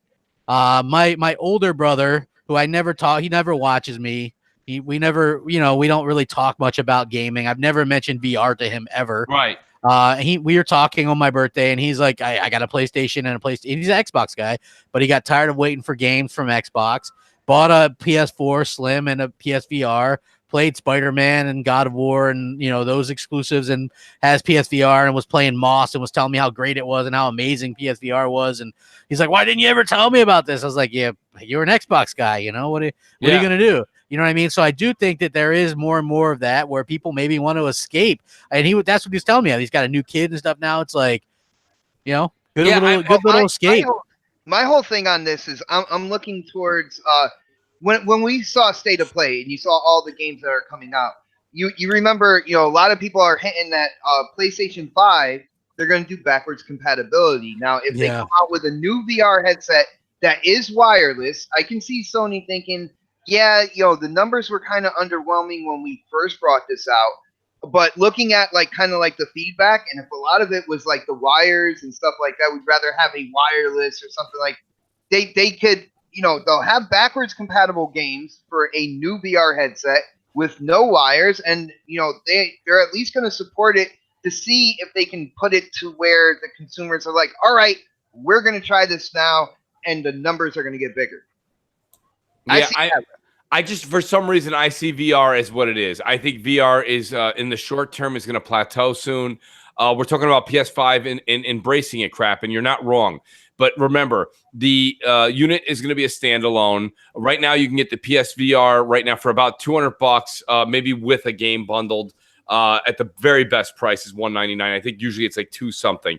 My point being is that this is going to be another $400 item or $300 item again when it comes out new, which is rightfully so. It's new tech. People are not going to wrap their minds around it. And again, it comes down to it's an experience. And that's the problem. You guys are not understanding. All the examples you give me, Moss, Astrobot, these are short experience. And those are the longer ones. The rest of them are so, like the Batman thing, and everyone's like, Batman's cool. Well, those are just walking around, seeing your hands, you shut it off. That PSVR experience thing is all like 10-minute simulators. They're all, like I said, they're all like the $2 on PC as well. Whatever. Well, Zucker just told you PC sales are doing worse than PSVR. Well, they're not like, if you combine how many they have more than PSVR combined, right? They have more. Yeah, more, but obviously there's individually people pick their favorite one and it's all compatible with the games on the PC. That's the difference, right? But I just don't you could just see when PSVR was coming out, it was on E3. It was on their PSX. Last E3, it was nowhere to be fucking found. Right. It was gone. Nobody's talking about it. Nobody cares. That and I get it, crap. You like it. That's why you like the State of Play, because you were kind of like, hey, I like PSVR. I want to see some. I didn't like State of Play, by the way. I thought it was crap. I thought it was not needed. But no, but I mean, it was cool to see the VR stuff, but I mean, I personally don't care. They could have just as easily did a blog announcement. I mean, I follow them there as well. Yeah, so, and I feel go ahead. My bad. I'm just gonna say, there's a lot of people. There's a lot more Mooch than just these little hour experiences though nowadays. There's Farpoint, which is a full game. You can play Resident Evil 7. You can play Elder Scrolls Skyrim completely in VR. There's Astrobot. There are some little games like Beat Saber, but that's an amazing experience. Even Super Hot. There's Firewall 0 Hour, which is, I would put it on par with calling it like a Ghost Recon VR game. There's Tetris Effect. There's there's Doom, there's Moss, there's Borderlands 2, there's Star Trek, there's Riggs, there's Valkyrie. Only mentioned one Sony exclusive. Sony first party, pardon me. Well, no, so I mean, what I'm saying is everything you said is third party. Drive Club, there's a lot of different games in there. There's well over 100 or 200 games for it. I'm not saying they're not supporting it. But again, it's hard for me to put this into words. You guys have to actually try to do what I'm saying. To come home, hook it up, put it on your head starts to sweat. You can't have a drink. Your phone goes off. You can't see. Someone taps you on the shoulder. You pause the game. Wait, you take it off, right? What do you need? Oh, yeah, tell so-and-so I said this. You put it down. You got to reconfigure the controller. Oh, wait, it's still crooked. Wait, is my chair? I'm itchy. I can take the thing off again. You scratch your nose. You put the thing back down. You got to reconfigure. Fuck that! Right? Fuck that!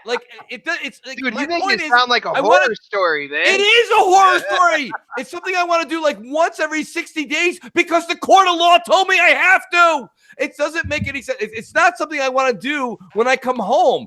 And don't get me wrong, Crap has a great setup. This isn't to Crap. This is to me. I don't have a great setup, so I actually have to get a chair, bring it over, set it up, move I never use the camera. I never use the camera on Sony. I take the camera, bring it to the front. The wire isn't long enough. It pulls the camera over. Pull the camera a little bit. Fuss with that. Sit down. Then all the things I just said. It's just so much work. It takes the fun right out of it. And then, God forbid, the lens starts to sweat or fog up. And I don't wear glasses. Thank God. I have 20/20 vision. I don't. If you wear glasses, you know what I got to say to you? God bless you. Because if you wear glasses, it's got to be a terrible experience. Well, I mean, that's I have to say something about that. No, go ahead. If we talk about like the thing what was the number one thing that people liked about let's say the Stadia showing? Right. It was how fast you can play your game. What has Phil Spencer talked about? Launching games a lot faster, putting games on your Xbox a lot faster, bringing games up like that. Right. Because people get discouraged when they're sitting there on a goddamn Metro Exodus 10-minute load screen. Right? People get irritated. Yo, the That's Metro load irritation. screens are insane. Yeah, they're insane. It takes forever. You want to talk about Anthem looks like a walk in the park compared to the Metro load screen. Yes, it does. But what I'm saying is that I think convinced me to get started, crap. and that's the thing. What Mooch just said is extremely what's true. It's true what Mooch is saying. It takes too long. It's too much of a time investment to even start the damn game. Just to get And started.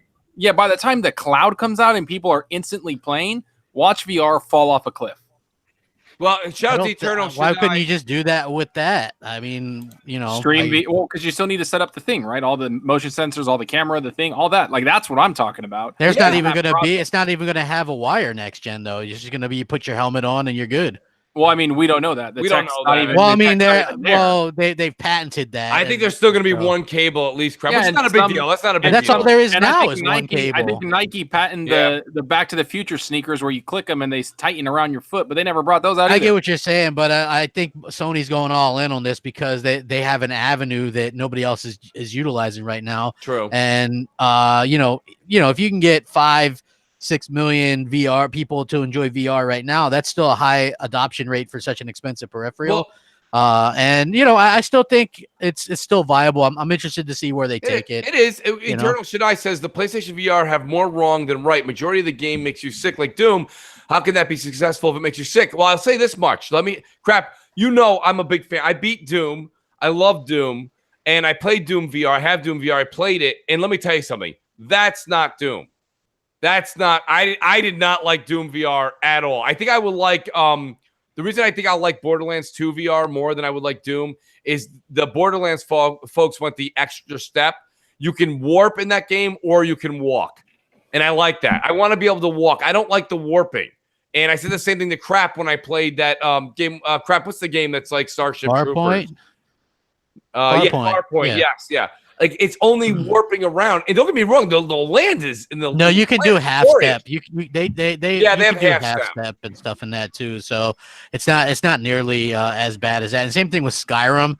You can warp and you can also you have Skyrim Crap. Yeah. Do you like it? Playing I actually do. Like I'm never gonna be able to beat it because I don't 400 hours. But I wanted to try it, and like Absolutely. if you're a mage or something, you're in Skyrim. Like it's unbelievable. It is unbelievable. They actually patched it a lot because it wasn't very good at launch. But yeah, it was it's a damn experience. It's an experience I would love to see in a Halo or Gears or something along those lines. I can see that Crap. I mean, boom. Do you have VR? Yeah, of course, absolutely. So what's I mean, you've heard my discussion, you've heard Crap, and we've had this before, but it comes up once and again. That's why the measles joke, it keeps coming up every 6 months. What's the deal here? Like, what's your take on it? And do you need the tech to improve to a certain amount before you actually say I'm totally? I know you like it, I know you do, but there's a difference between I like it and I love it, and I think you're in the like, and I'm trying to get to like. So yeah, I mean, here's the thing with VR. First of all, I was involved. I was on board day one. Like I bought the unit in every game available at launch. Right? You don't say. Yeah, so it's not a surprise. And then when the one of my biggest complaints with the unit was it had no HDR pass through.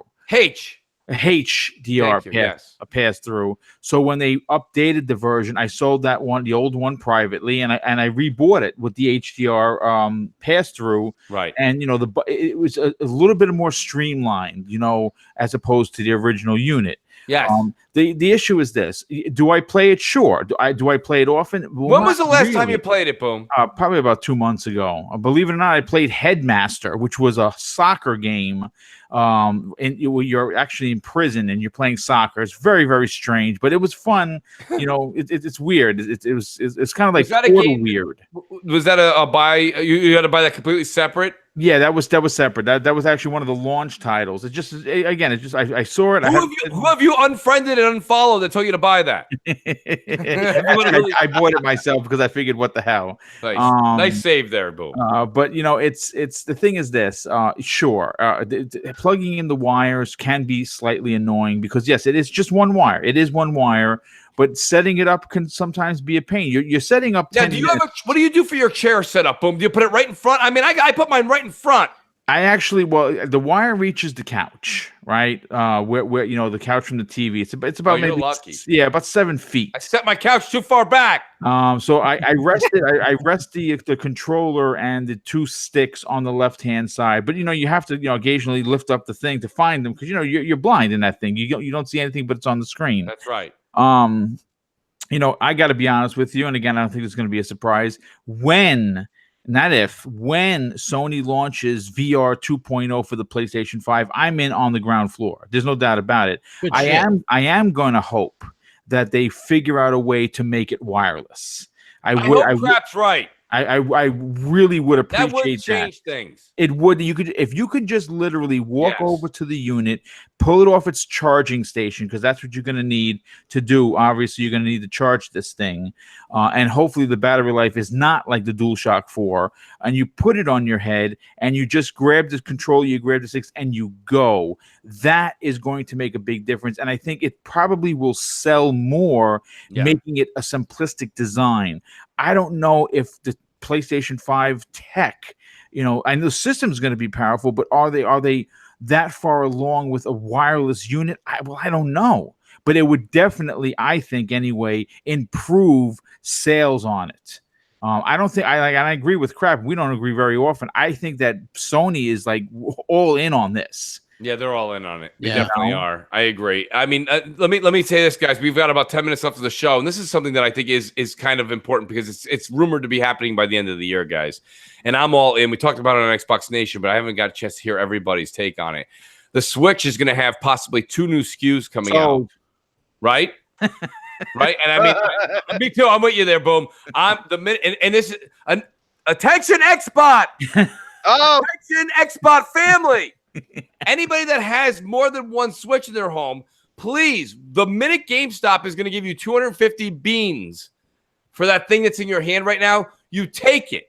Because this thing's probably going to be about $350, $400 for the Pro. Yes, probably. So for out of pocket, that's going to run you about anywhere from $100 to $150 for something that's $400 on the shelf.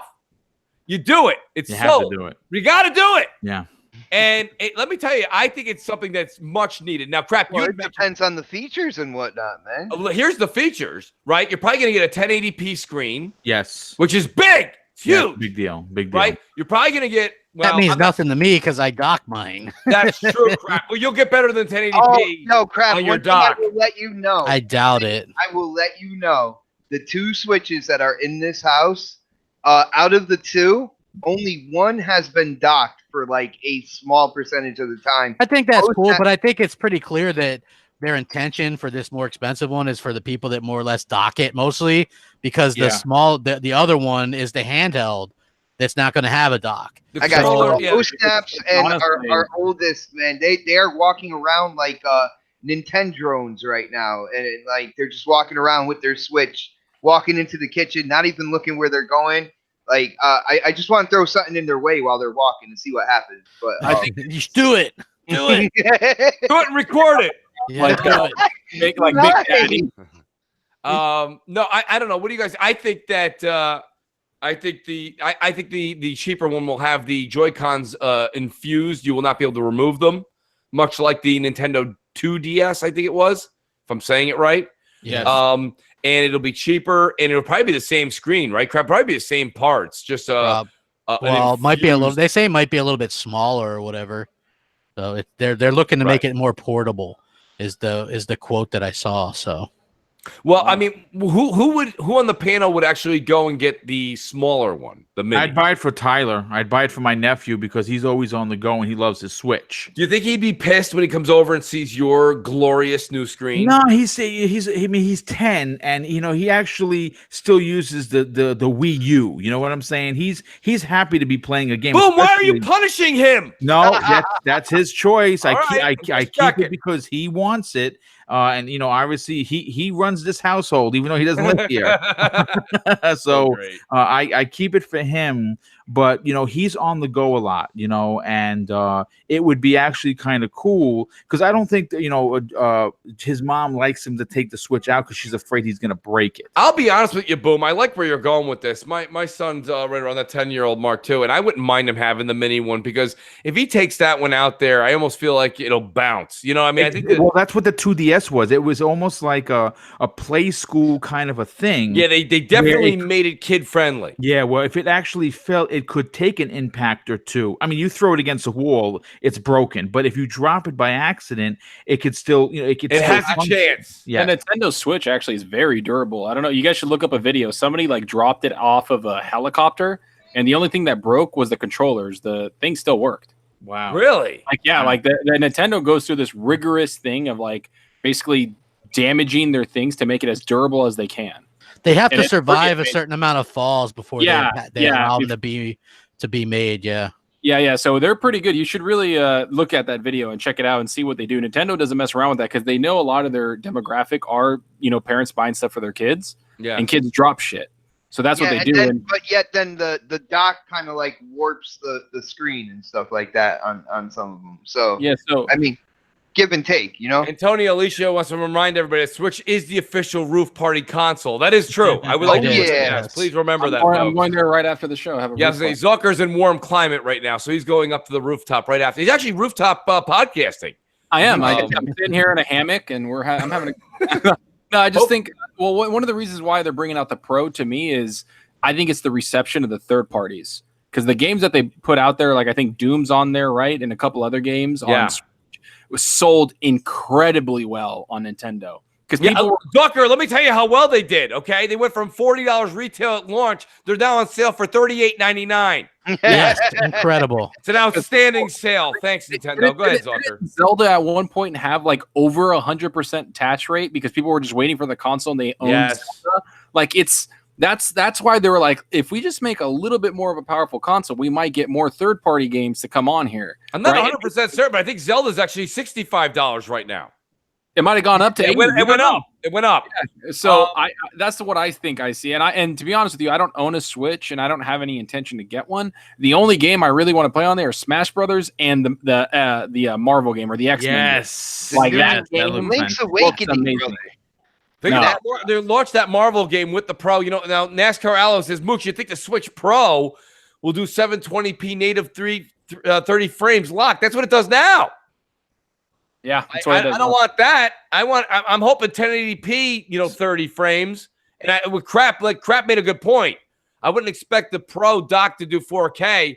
But I certainly wouldn't mind if it could start hitting 1440p. I was just going to say that maybe 1440p. Why not? Mode. Yeah, I think, look, I'll put it to this way. It's using cell phone technology. A lot of cell phones can hit 1440p. Yes, they actually can. Look, I'll put it to this way. If they're going to release these two versions, and you know what? You know why there's credence to this?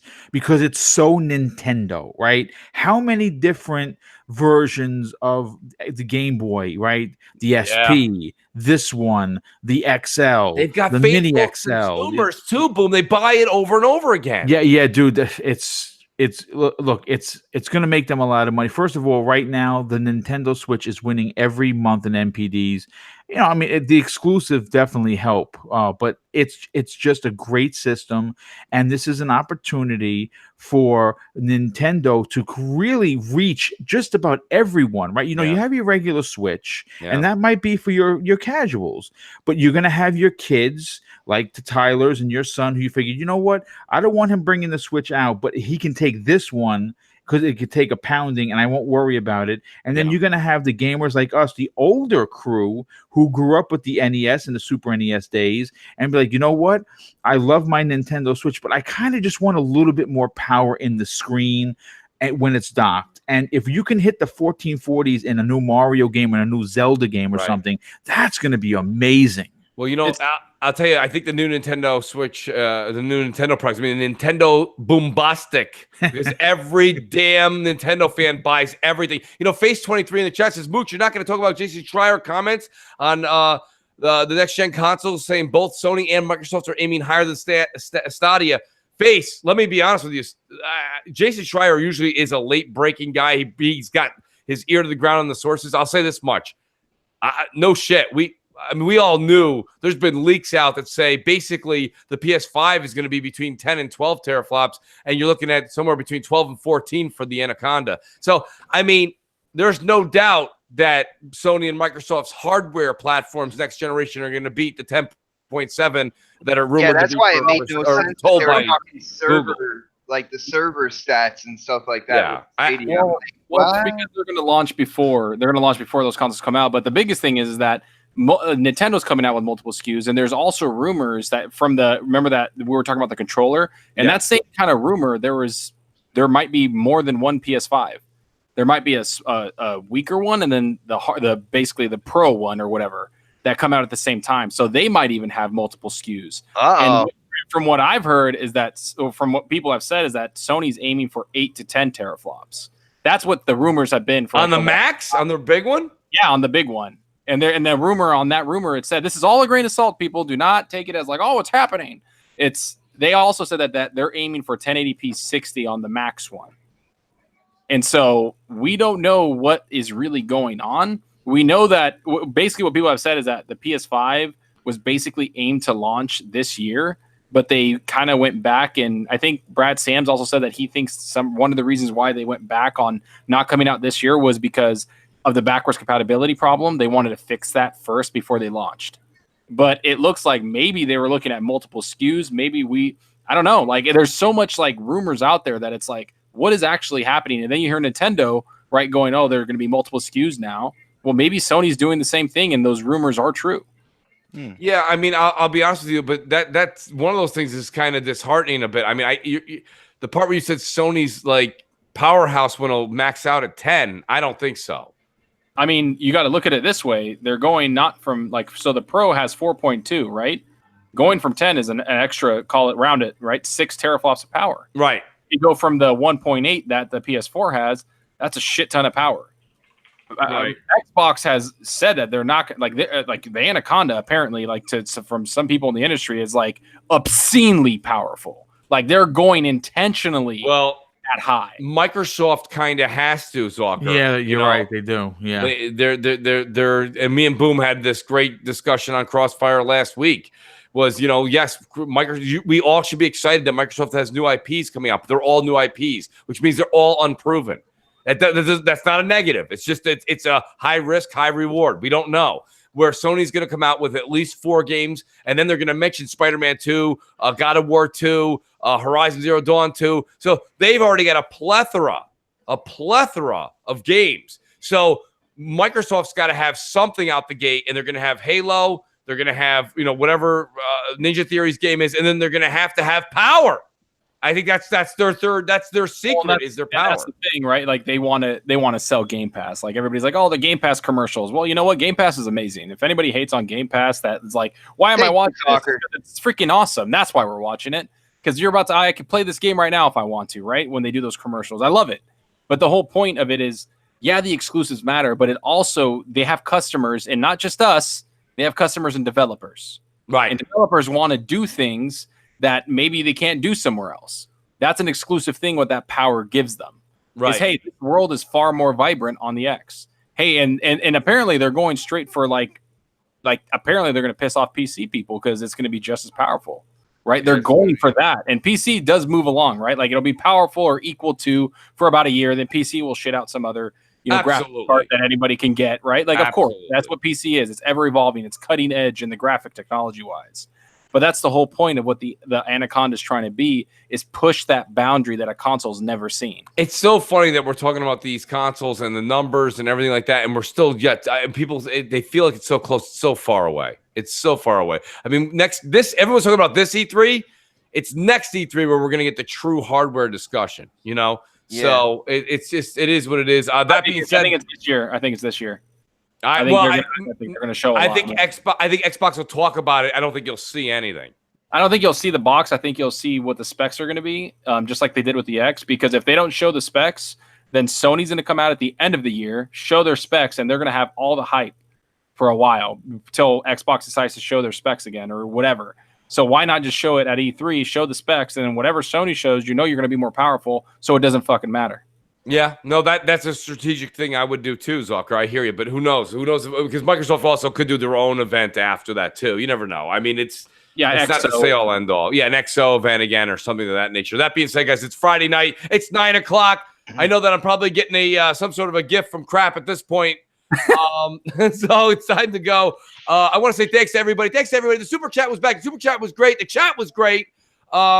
Great panel. Outstanding topics. We didn't even get to everything, guys. So thanks for your dedication tonight. It's good to be back and in form like usual. Let me go in reverse order here, and I'll start with Zucker. Zucker, outstanding job tonight, dude. You're insightful. You're loud. You're great for Crossfire. Let everybody know where they can find you. Yeah, man. Thanks for having me on, Mooch. I always love coming on here. You're an awesome host. Very welcoming. I feel like, I'm at home. I'm just hanging out home, brother. Buddies. Yeah, so it feels good. But you guys can find me at Zalker87 on Twitter, and then you can find me Zalker87 on YouTube, and I also stream too a lot. Twitch.tv/Zalker87. I love talking Twitch, to baby! Hey, man, it's fun. You actually get into it. You're talking to people, and you're like, man, it's fun. Like, it's really actually cool interacting with a lot of people. So, yeah, that's where you guys can find me, man. And thanks again, Mooch. Honestly, love it here, man. Awesome, buddy. Appreciate it. Then I've got my buddy here, Xbot448, who is just great. Xbot, let people know where they can find you. I know you got something big going on tomorrow night. Super sampling is great, by the way. It's great. Yeah, this is the kickoff to the weekend. So tomorrow, Saturday, 7 p.m., my channel, we will be going live with next podcast. We will have, Noximus, Predator, K-Mega, and myself going in on the gaming news. So definitely tune into that. And I stream as well, but I stream on YouTube for you guys. So you might want to. It is good. I love that you guys do that. Dude, we did Gang Beasts. I watched you guys last night. It was hilarious. Absolutely hilarious. I can't wait to do it again then. Very cool, Xbot. And then I got my paisano. We didn't get much from Clowns because he wishes he was at PAX East eating pizza. But nonetheless. I'm still floating. There's a typhoon going on in the background. You hear all that water? We're getting flooded over here, Mooch. Send some help from New York. Clowns, I'll come down rescue you myself, and I'll bring a large cheese pizza. You need something to eat down there. That's the problem. Clowns, let people know where they can find you, brother. Every Thursday night, 4 Guys with Quarters, but Inferno was at PAX East this time. We're now on iHeartRadio. We got a lot of stuff working on in the background, and we started getting invited to Comic-Con, so we're going to start covering that. We just got so much going on. It's just hard for me to keep up. I hear you, Clowns. Well, it's good to have you here, brother. Always good. And tell Inferno we said what's up. And then I got Singing a Boombastic Boom, who's literally going to take a cat nap and get right back to podcasting. Boom. Let people know where they can find you, brother. Yeah, you know what? Just head over to Twitter, at Mr. Boomstick XL. Real simple. Talk with the entire community. DM is open to all. And of course, if you want lots of live content 3 days a week, head over to Double Barrel Gaming. I guarantee you will not be disappointed. Awesome, Boom. Nice. And then I got my buddy. Starting a midnight snack with Boom. Joe, I like that. I couldn't write for a fourth show. You're going to put me in the hospital. Xbot, I think it would sound better if he did Munchies with Boombastic. Munchies with Boom. Yes, Munchies with Boombastic.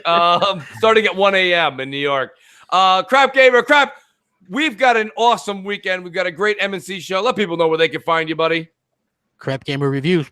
See you. Short and sweet. I'll do a quick promo. Guys, in about an hour and 10 minutes, Twitch TV, I'm going to be doing the Mooch 78. The Mooch 78, no spaces. Come over, follow. We're going to be doing that on Twitch in about. We're going to do Division 2. I've got my good friend and yours, Sully, who's joining me. I wish Crap would join us because we'll level him up in 15 minutes, like everybody says all the time. But anyway, we are looking for other people. So I know Bam will be joining us, Def Jam Bam, and we have one open seat. So anybody who wants to, let me know. Hit me up on Twitter. See if we can get you out there. Xbot 448, you should join us. So yes, if you want to hit me up, let me know, buddy. I'll send the invite in Discord and we'll get you on there. Guys, great show. Thank you to the panel again. Great chat. Thank you to Lethal Papa. Great moderating. Yobi Dren, Salty, D Blades, all you guys that are out there. Good to see you. We'll see you next Friday, 7 p.m. Eastern time. Game on. Peace out. Later, everybody.